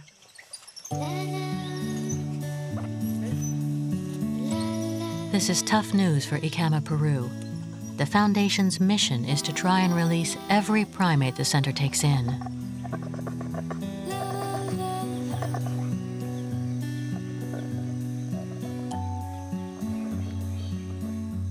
Okay, well, I think we'll just have to take care of her here and keep her in a quiet environment. Yes, the wise choice is to leave her here with the others. So you're gonna stay here quietly with your friends, okay? In any case, as soon as we anesthetize her, we'll run another checkup. Look at this one, trying to separate her from me. She's dominated. The other one wants to take her place. Don't you want to come see me? No, she's holding on tight. Come on. Negrita had passed all of the tests of the forest school and acquired excellent jungle survival skills. But the decision regarding her future seems irrevocable. She's a very sensitive and nervous female, and the fact that she's in a dominated position doesn't help. True, and she's been like that ever since she got here. You know her story. She spent 8 years locked up in a closet in Lima. Can you imagine? I see. So she'd stay with her cover over her head, incapable of communicating with the rest of the group. She wasn't behaving like a normal monkey anymore, and that's why they rejected her. Needless to say what would happen in the forest. No, that's for sure. Poor her. We can't release her. Okay, we'll leave her alone. Let's go take care of the others.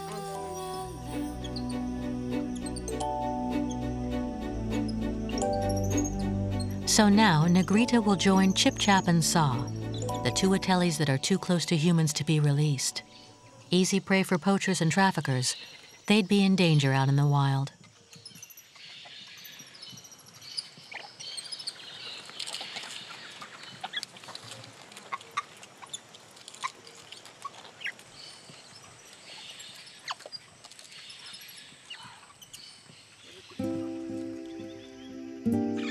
The transfer to the large pens has had a spectacular effect on the little Ateles. Look at Achitai. See how well she recovered? We're gonna call them over with some food. Agapo, Uhukam, can you bring us some food so we can lure them outside? Come on, let's go.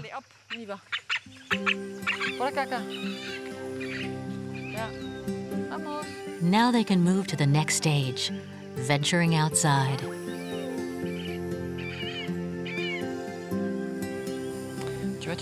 You see how feminine she is? So delicate, almost on tiptoes. It's great.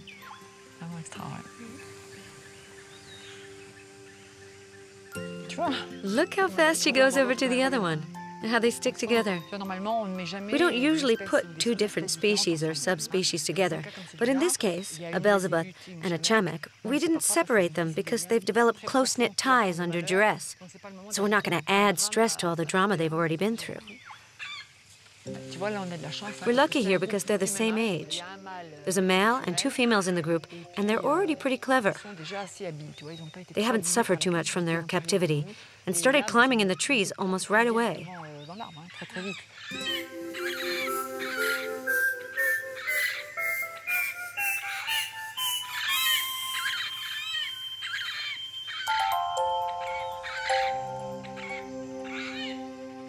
However, they're not doing so well socially.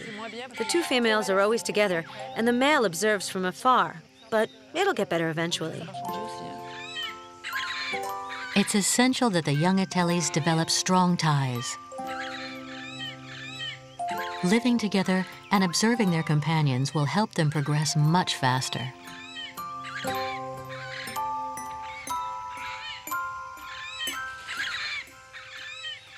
So what are the enclosures for if they're fine outside? The enclosure plays an important role for groups of primates who are unfamiliar with each other. and have forgotten how to socialize. This is where they'll learn how to confront one another, live together, and knit important social ties. Imagine if we let them run free all the time, they wouldn't develop that kind of relationship. They'd leave, and it would be a problem because we couldn't form groups or take care of them. Furthermore, by observing them daily outside and inside the enclosure, we also collect valuable information. I see. Look how cute this one is. He's got a nice round tummy now. Good boy, Antai.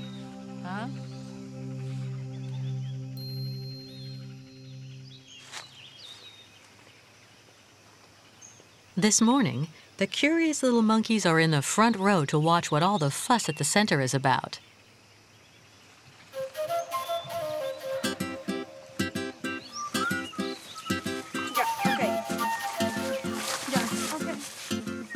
All these comings and goings. It's not feeding time, though.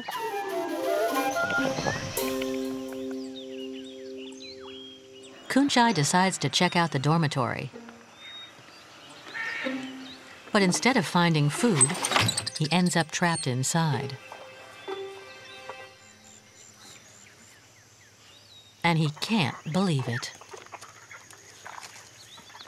Let's see if I can pull his tail through the wire to inject the anesthetic. Okay, we'll need some grapes. And if we can't, we'll go in and try to inject it with the blowpipe. Okay. How much does he weigh? 10. 10 kilos. All right.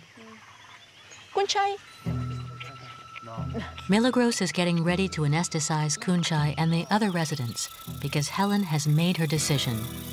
Except for Negrita, the Atelis have proven that they are now ready to live autonomously. There's no reason to postpone their release.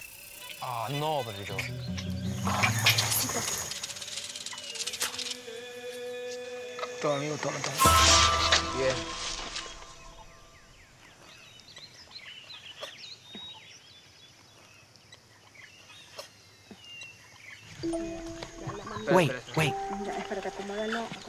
The final preparations have started. The prelude to a race against time to bring the Atelis as quickly as possible to their new environment.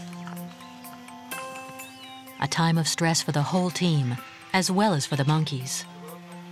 Every individual must be identified so as to be monitored later. Give me some paper. We'll tattoo him here. Stretch his skin for me.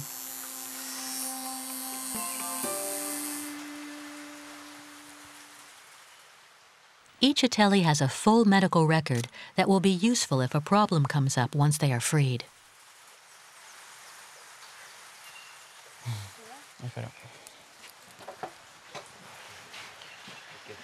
$7 kilos, 89.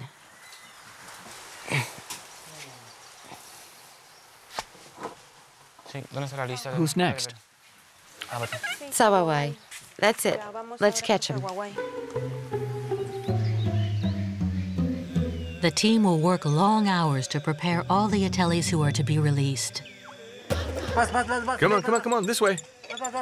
That's it. Come on. But it's no easy task. This female is not cooperating. Big mistake. The dormitory is the easiest place to get caught.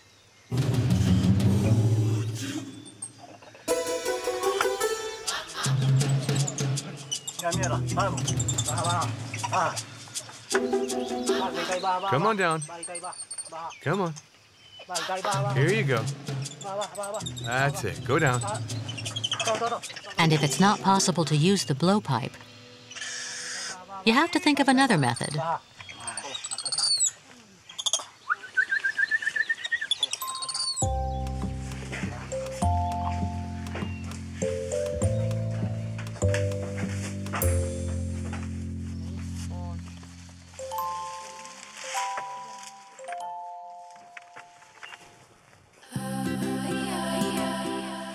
$3 kilos, 17.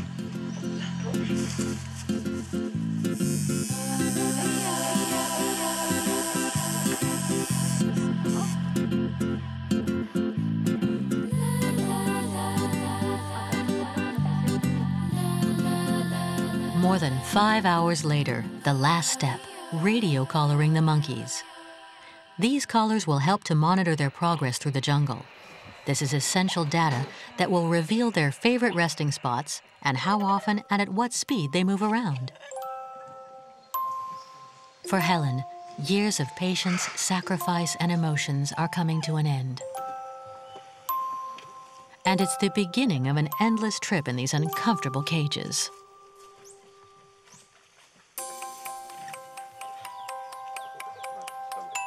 So everyone takes comfort where they can.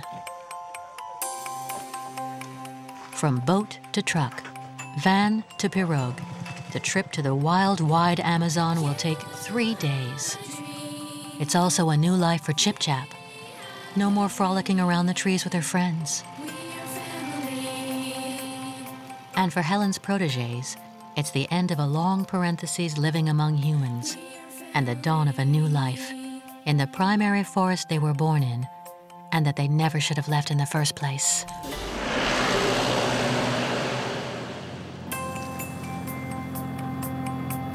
This 3-day journey is exhausting for the team, as well as the Ikama, Peru residents, trapped in their narrow cages.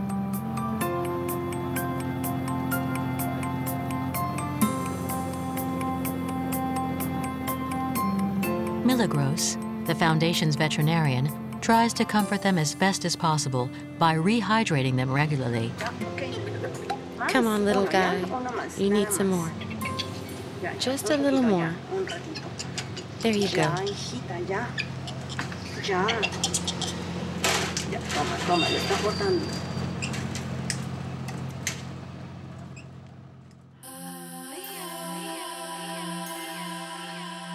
The winding road has given way to the impressive flow of the Huallaga River, one of the main tributaries of the Amazon.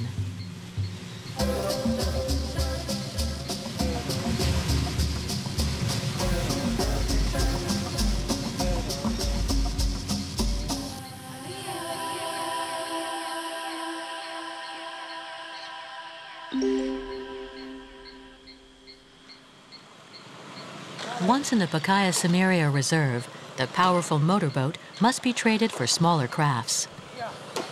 Recent storms have muddied the waters and weakened the riverbanks. A journey fraught with pitfalls that requires the crew's full attention and skill.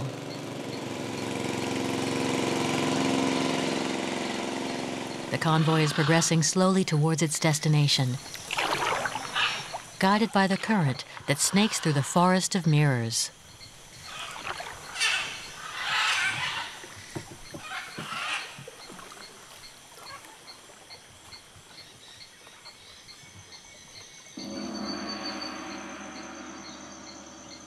To better isolate the primates, it was decided to release them several hours' walk away from the river. A slow and difficult progression through the stifling heat of the primary forest.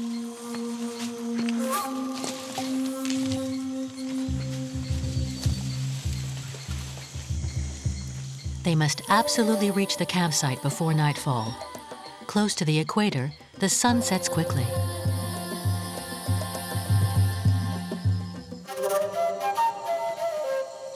The team has arrived too late. The Atelis will have to spend one more night behind bars.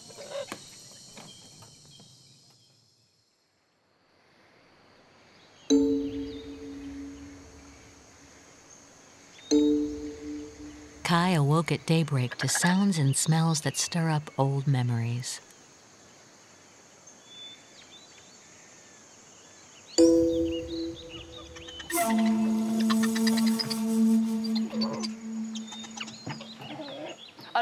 Okay, we have to be careful here. Let's take care of Chamek's clan first. I mean Kai, Chamek, and Enza. We'll take care of the others later. Rather than immediately freeing the monkeys in the middle of the forest, the team will release them in a large pen. This will give the primates time to get used to their new environment, and it will allow the team to observe how they react.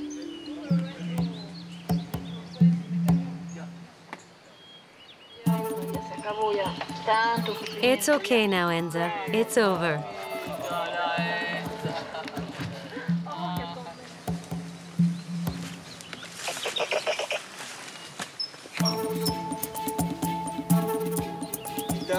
Come on, Ritai. She's so cute.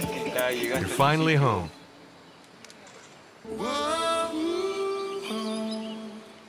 Come on, Chemek, your turn. He shot out like an arrow. All your females are here. You're the boss now. From now on, he's responsible for his clan. Boy, what an adventure. Years of rehabilitation to get here.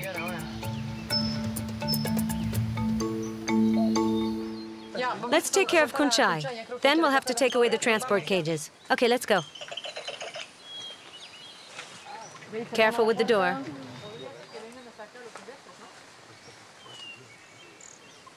All right, open up. For security reasons, Kunchai's clan must be released in a separate pen. This group has always lived apart from the others, and its reactions can be unpredictable. Mother and baby, they're so cute. Their real life starts here. Oh, just look at them, look at them. They're rehearsing.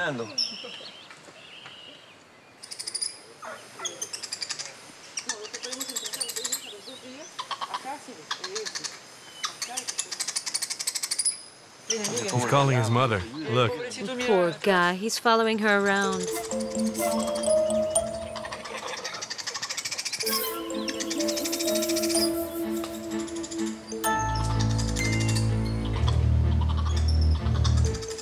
Milagros is reassured.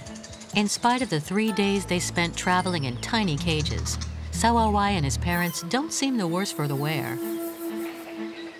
Suddenly, an unexpected episode occurs at the border between the two cages. Oh, Chemek's going over to see him. For Helen and Carlos, the interest Chemek shows in Sawawai is an encouraging sign for the clan's future cohabitation. Careful, he mustn't open it. Close the door. Yeah, shut it tight. But how is the father, Kunchai, going to react?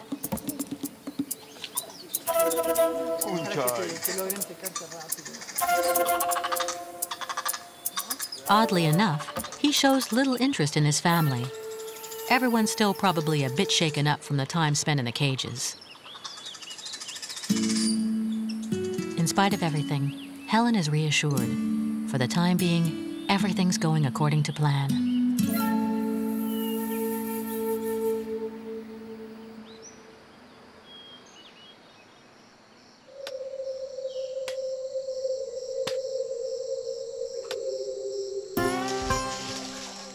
The keepers can start preparing for the second phase.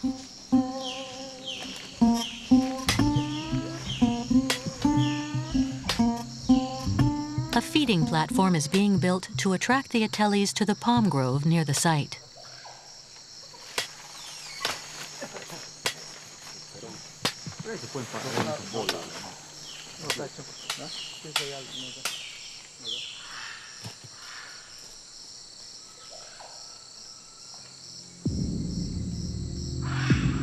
But Aldo's attention is suddenly drawn to some strange markings.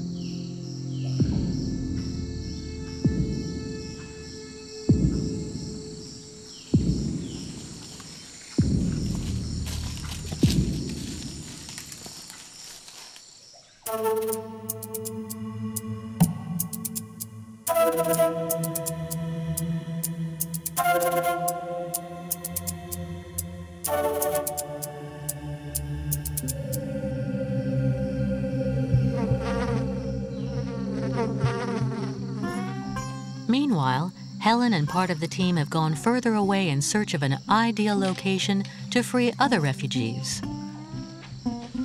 Yes, here's fine. Yes, it's not bad. It's pretty high up. Which means the water won't reach up to here. This place will never be flooded. No, it won't. Oh, the poor things. At last. In Peru, Amazon turtles also fall prey to traffickers. Easy there. We'll free all 6 of them. Is this a male or a female? That's a female. Well, she's certainly alert. There, go on and meet your destiny. There, Iquita. Go. Goodbye. Good luck. Luckily for Helen, not all species require as much preparation as primates to be released.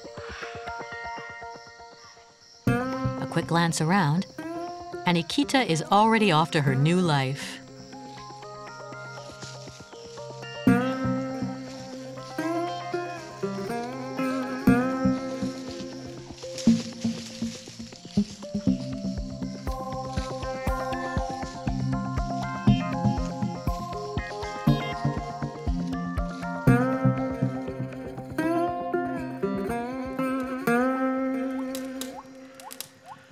Sitting around the campfire is a good time to discuss the day's events. I saw jaguar tracks. A jaguar? A jaguar, yes. Okay, so we knew there were jaguars in the primary jungle, but so close? Really close. Only 5 minutes away. And it's dangerous for the Attels? Yeah, of course. They can tear the net apart. Jaguars are very, very strong. We absolutely have to patrol all night. We could also keep a rifle as a warning if we hear a monkey screaming, because they will alert us. And with their sense of smell, they'll notice it coming from far away. Very far. Yeah, for sure. Yeah. All right, we'll take a rifle and patrol all night long. Well, after all, this is the primary forest. And once the Attels are high up in the trees, even if the jaguar climbs up, they'll be a lot faster. That's true. Well, in the meantime, everyone should make sure their tent is closed correctly.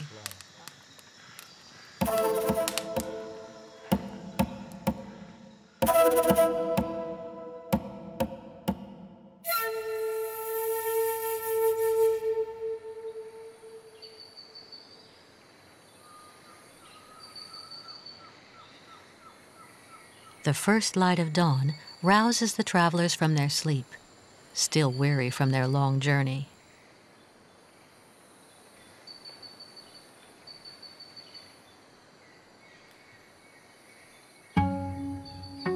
But now it's time for Chamek to play his role as clan leader and go on a scouting mission.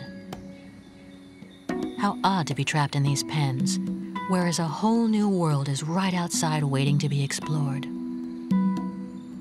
He seems fascinated by the creepers that wind around these giant trunks, reaching up to the light and disappearing in the heights.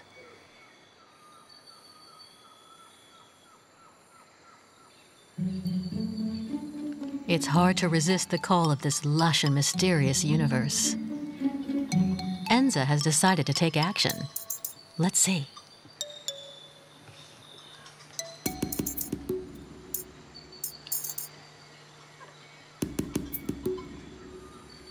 The door seems tightly shut.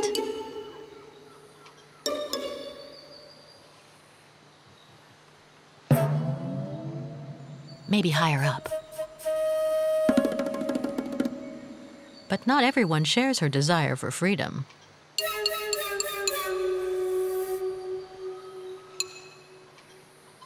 Enza insists, but there's no getting through here either.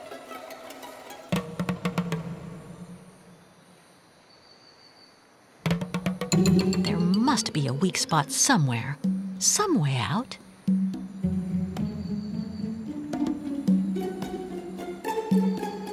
Kunchai's family can't believe it. Enza is outside. However did she manage to break out? Naturally, Chamek follows her outside.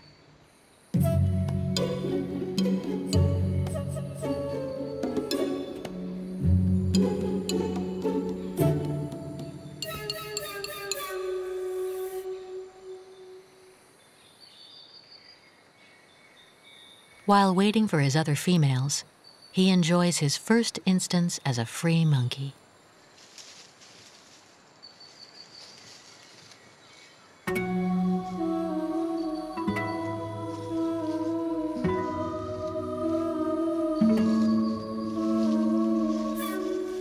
Breaking out wasn't so hard after all.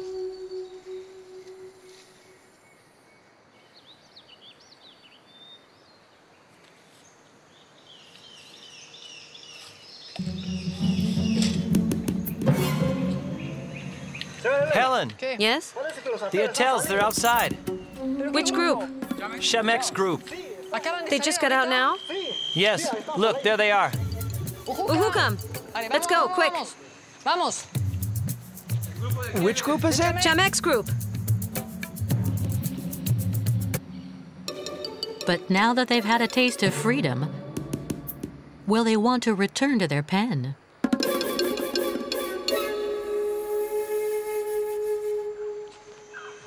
Look at those little rascals. Over there, look. There's Yacha. Well, they decided to free themselves before we could make the decision for them. I thought they were tired, that they needed to rest, but no way. They're not tired. They prefer being out to eat. They want to be free. Oh, it's okay. Anyway, for them, it's not a problem. They're used to being outside. Let them discover their environment. But let's sew up the net anyway. Okay.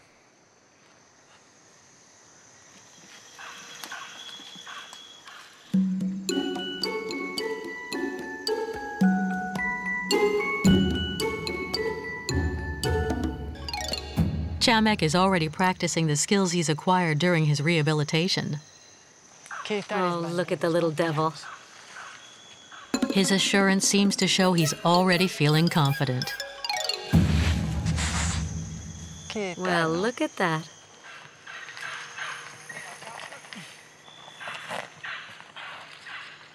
Hey, what are you doing here, you little imp? What are you doing here? They freed themselves. Self-liberation. A breakout. The great escape.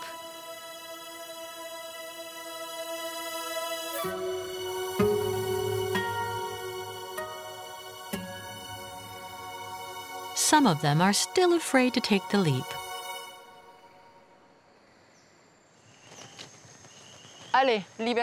Total freedom. Let's do it.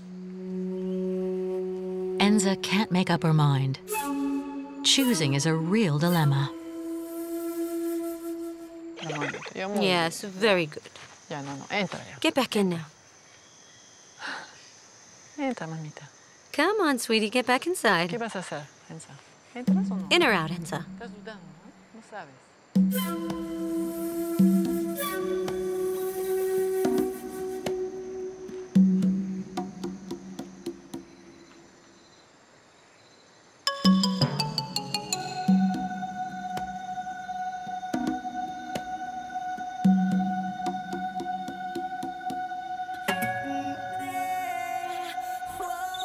Finally, after a few moments' hesitation, Enza makes up her mind.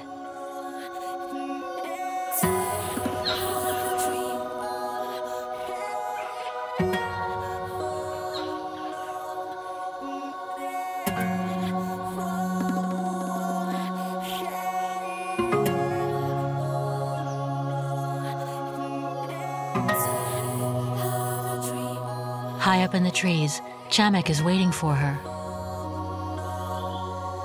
She's leaving. She's leaving. This is incredible.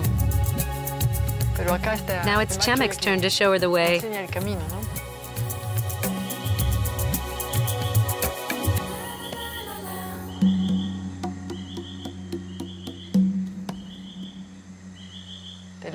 Here, they have the best nature can offer. Security, easily accessible food. They won't have too much trouble. Yeah. And what's more, they'll mingle with the wild population and... Adapt. Adapt, yes, and mate. They'll need a little time, I'd say about 3 months, to feel really good and at ease. Yeah, to get acquainted with the jungle. It's really amazing.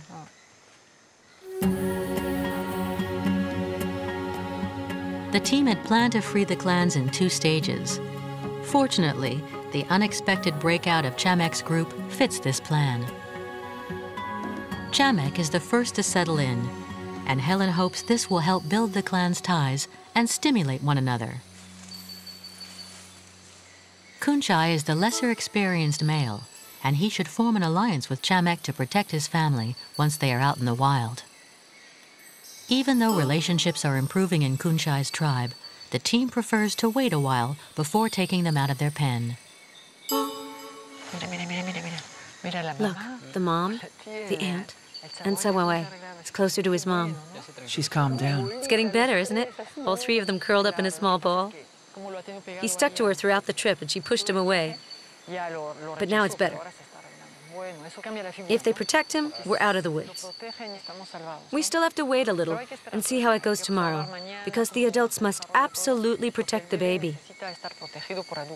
Otherwise, he'll be vulnerable. Oh, look at the others up there.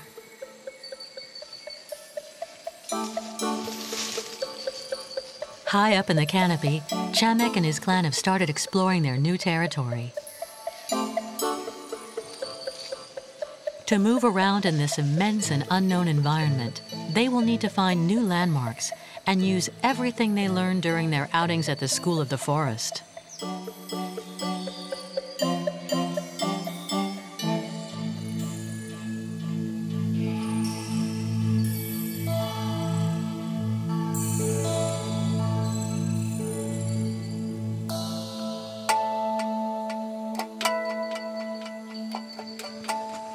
In order to guide them to the spot with the closest resources, the keepers place fruit on a platform erected in the middle of the palm grove.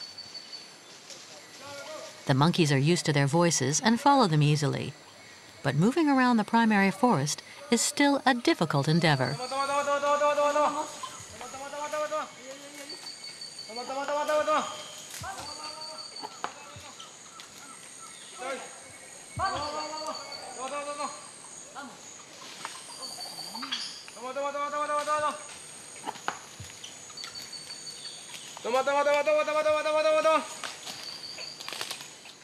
They'll still need some time before they can move around easily between the trees.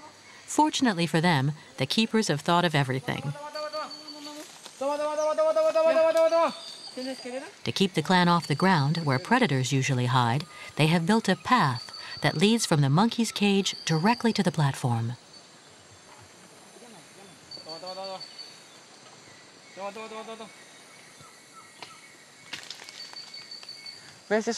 See, it's really important to guide them here and let them discover the palm trees little by little. Yeah. They'll see there's plenty of fruit.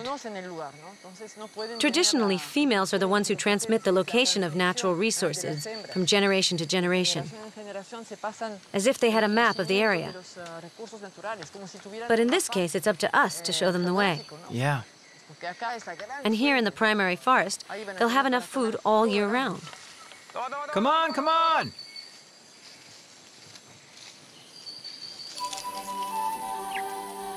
The newcomers have a multitude of fruit varieties to choose from now, a rich diet that they will have to master.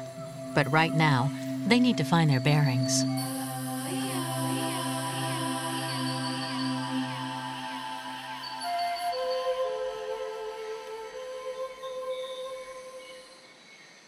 The path the caregivers built is a real success.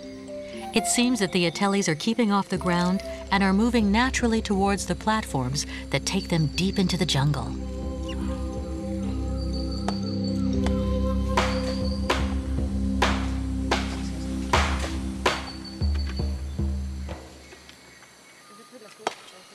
While his colleagues are repairing the pen, in case Chamek's clan ever decides to return there, Aldo is observing how the relationship within Kunchai's clan are developing.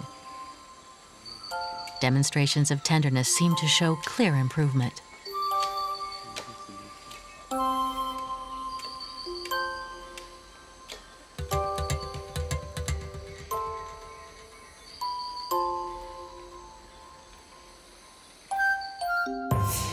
In the canopy, the the howler monkeys are quiet and seem to be observing the newcomers with curiosity. The team has decided to wait a few more days before freeing Khunchai and his family. Helen takes advantage of this opportunity to release other little refugees who are impatient for freedom.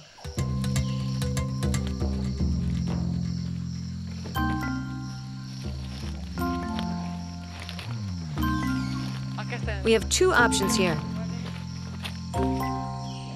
Either a tree with a hole or very dense foliage. Yes, here. Or there. How about here? But it doesn't look all that dense.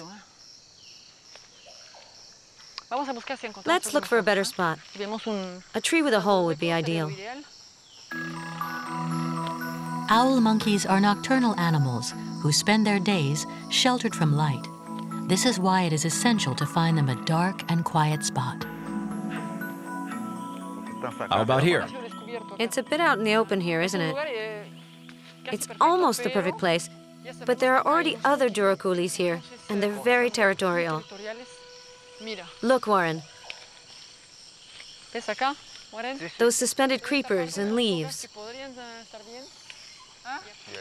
It's a natural dormitory. And then you have fruit trees, guavas, and up there passion fruits. It's the perfect spot. They can climb up here and jump over there. They'll be well hidden. They have food. It's perfect. Let's free them here. Come on. A little food? Look, the other one's coming. Okay, you too. Here. This is your new home.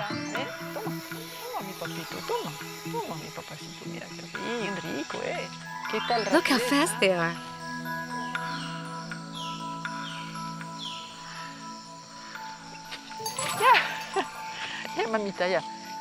Did you see that? How agile they are?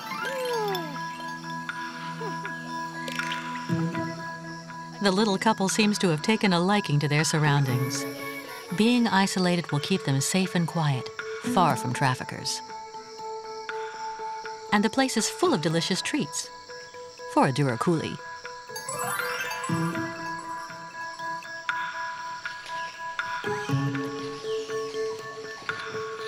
Helen can put her mind at rest now.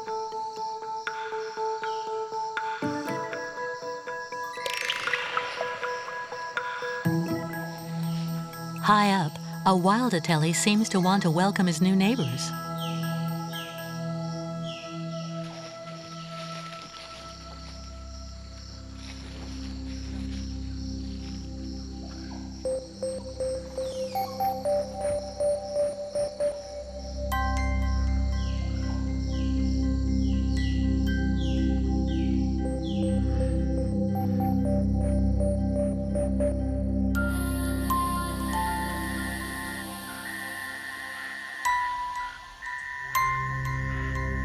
Night is falling on the forest of mirrors. The team is on the lookout and takes turn watching out for possible predators. The Atellis are about to spend their first night in this deep jungle, rife with potential danger.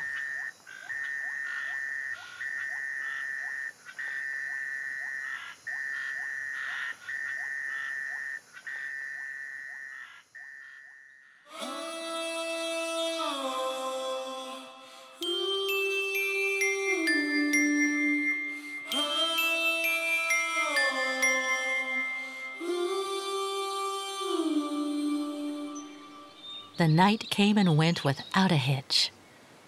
All around this majestic lipuna tree, the forest dwellers are slowly waking up.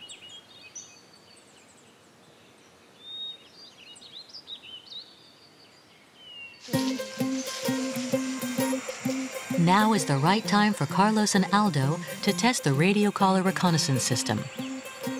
No signal yet. Has Chamax's clan already moved deep into the jungle?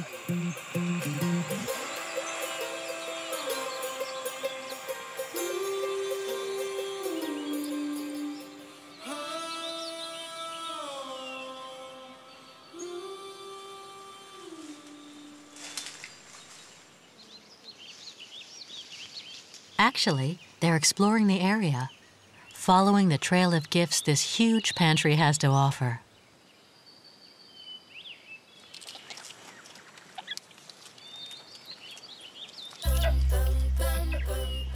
Apparently, some have forgotten the lessons they learned at the School of the Forest. But after all, life is really much better up in the trees. The long years spent training are bearing fruit. The clan is showing every sign of quick adaptation to their new environment.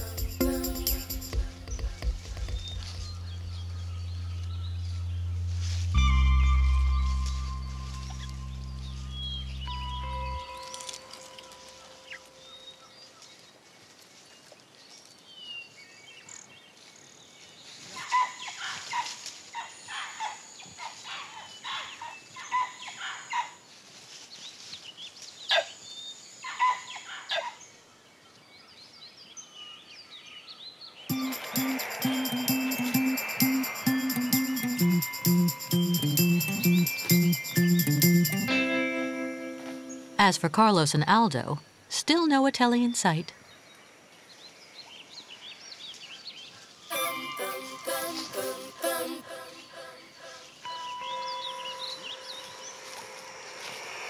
We're getting closer. The signal's better.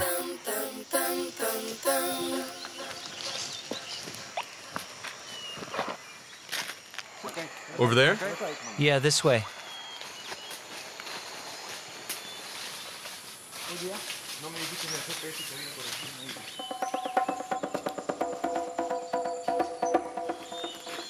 There he is. Chamek. This device is really precise.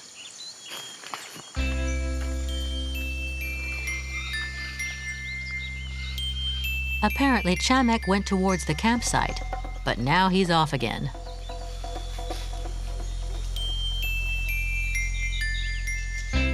It is essential for Ikama Peru to monitor the group's movements during the first weeks.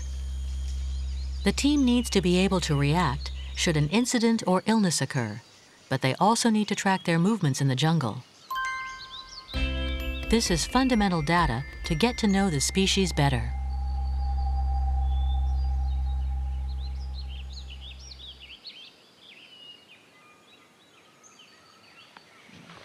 Kunchai's group has a ways to go yet.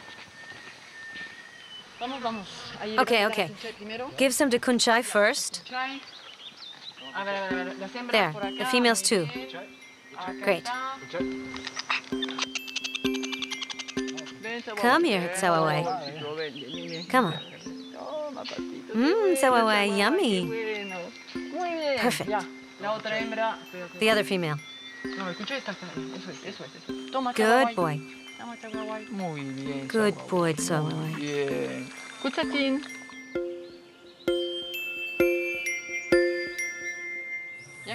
We'll keep giving them vitamins. It's good for them. And they'll be fully prepared for when we free them.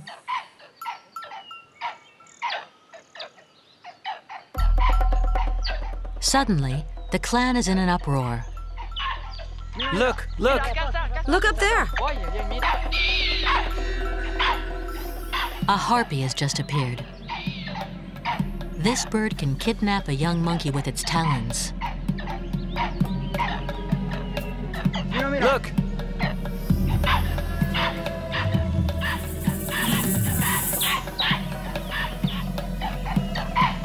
Look at it flying around the cages.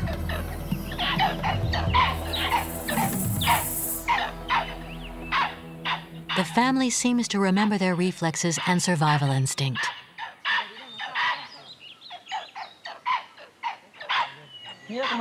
You notice how they scream? They're frightened. They're scared for Tsawawai. Yeah. The group is reacting really well. Did you see how brave the male was? And the females, all of them.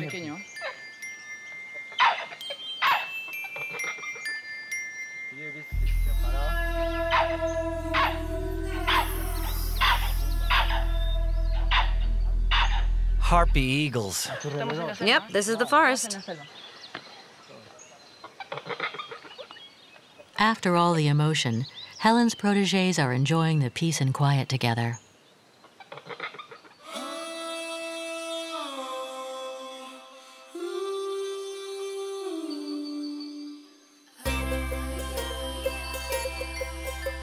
Already, Chamek and his clan seem almost self-reliant. However, Helen has decided to keep feeding them for a few days.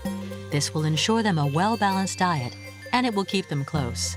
The time needed to study their behavior precisely.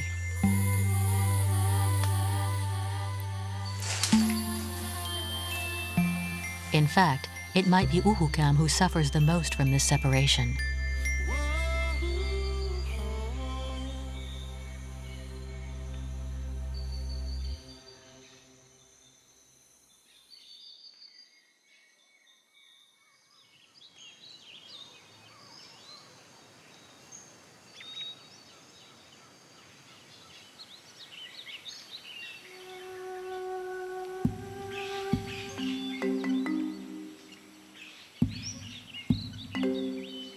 Now that Kunchai's family is united again, the time has come to prepare to get ready to set them free.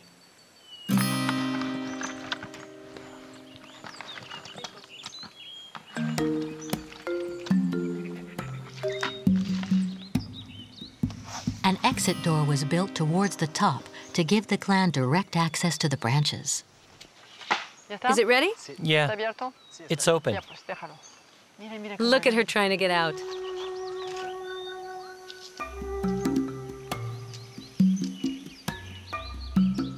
Against all odds, the first one to make a move is Ansug, the mother.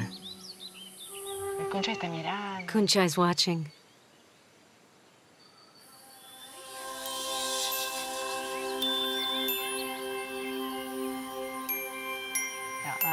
Bravo, Ansung. She's going straight for the platform. Look at Sawawai. That's very brave of him.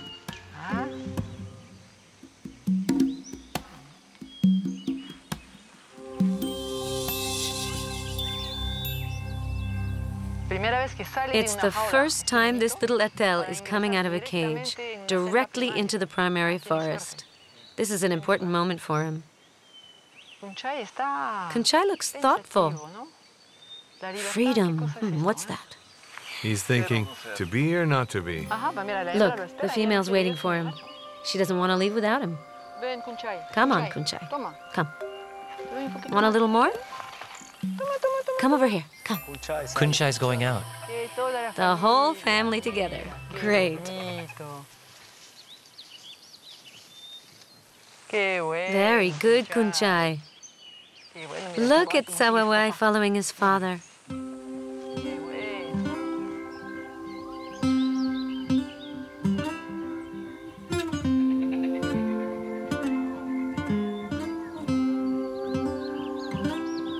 Outside, it's a whole new world waiting for the family. Maybe Kunchai feels some apprehension facing this immense territory that unfurls in front of his eyes. He is now responsible for watching over his family. The time has come for the male to mark his territory. Chamek's clan is not very far away.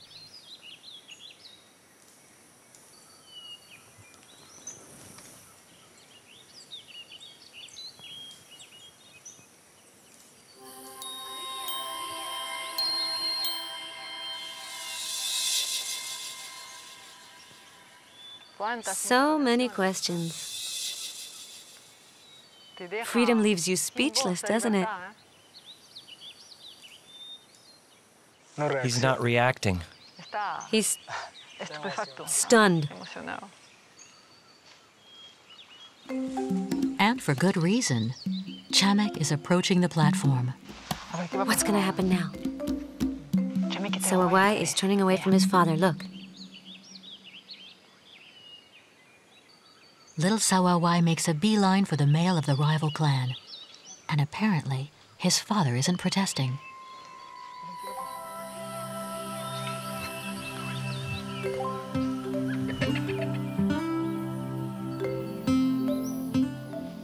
They're heading for the enclosure. And now what's going to happen? Kunchai's coming. Chamek, be careful. Chamek. This is the first time the two males will come face to face. But Chamek moves away.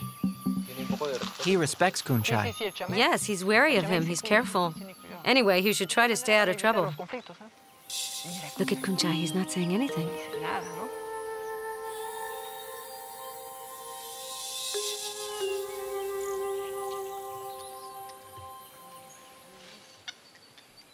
Now they can openly develop the ties they started building through the net. It is not uncommon for a male like Chamek to offer a younger male protection out in the wild. It will create an alliance that may come in handy in the years to come. They're leaving. Yes, they are. Chamek's group will lead them to the palm grove. The females are braver. Yes, they are. The male guards the territory, and the females explore it. The females are leaving Kunchai.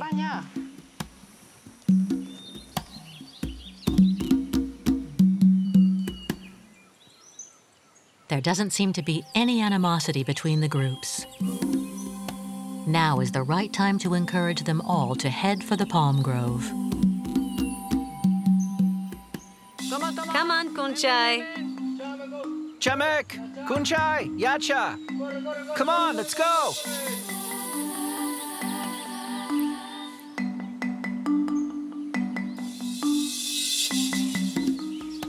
Placing the two clans in adjacent pens has helped them build a relationship during their captivity. But no one could have foreseen that these ties would last once the Atelis were released.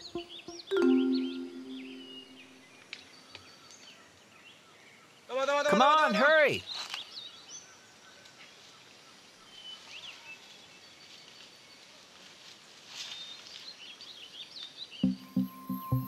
The two groups have merged. The first common outing looks like another victory for the Ikama Peru team. Chamek seems to have adopted little Sawawai once and for all.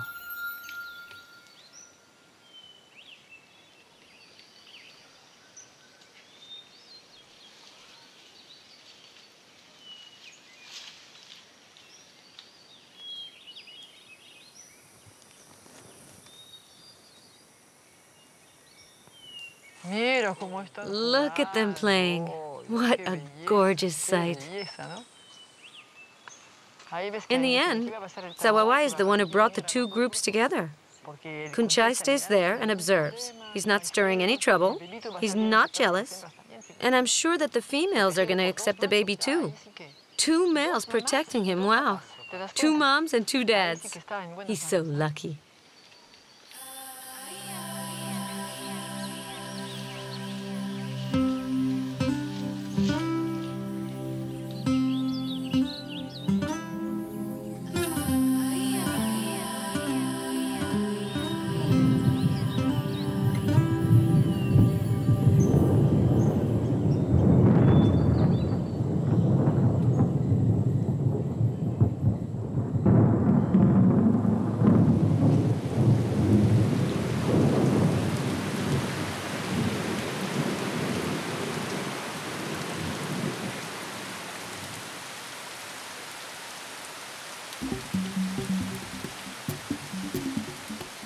Weeks have gone by. Chamek and Kunchai's clans have taken ownership of this new territory and are now leading their lives as primates, finally free.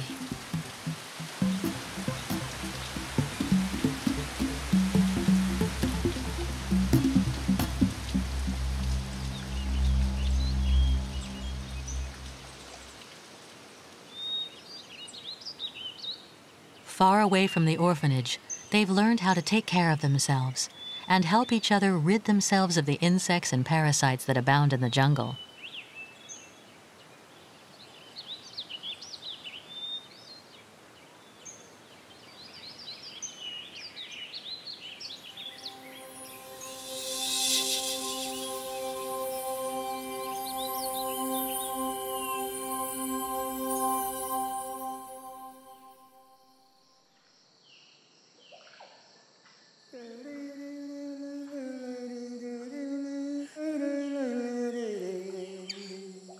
Helen knows that in Peru, success is never quite guaranteed if you don't respect local customs.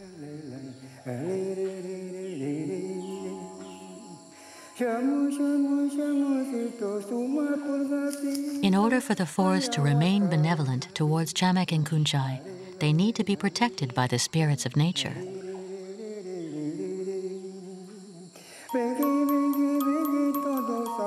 Early in the morning, the Atelis wake up to a strange melody. Where does this litany come from?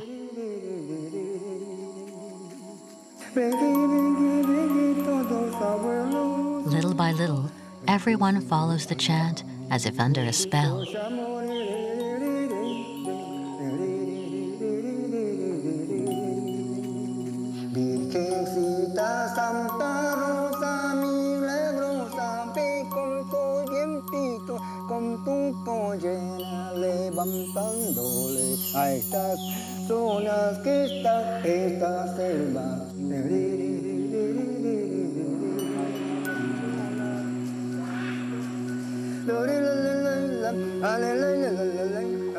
This hypnotic incantation is being sung by Juan Medina Fernandez, a famous shaman whose renown exceeds the banks of the Alto Mayo.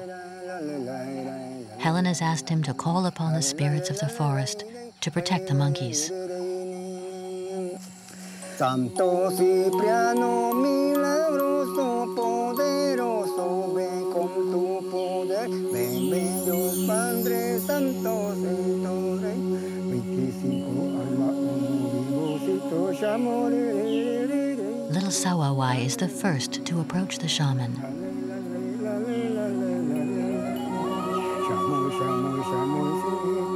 Chakruna, chakruna, sito.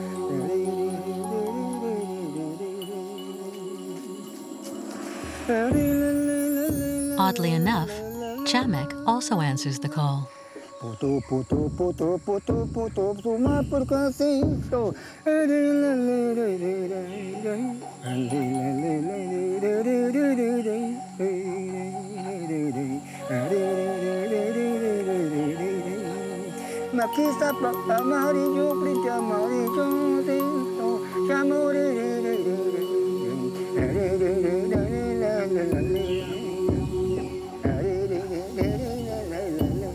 One by one, the rest of the group joins the shaman in a sign of communion.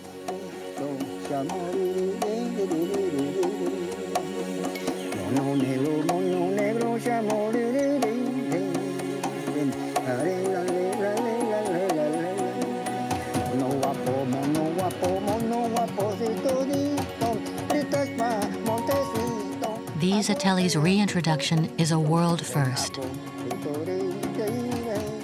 It is the result of 15 years of sacrifice and perseverance by Helen, Carlos, and all the Foundation's team.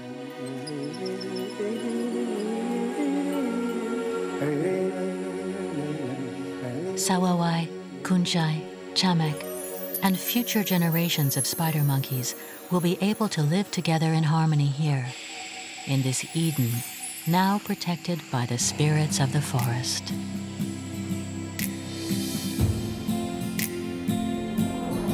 You're gonna be free.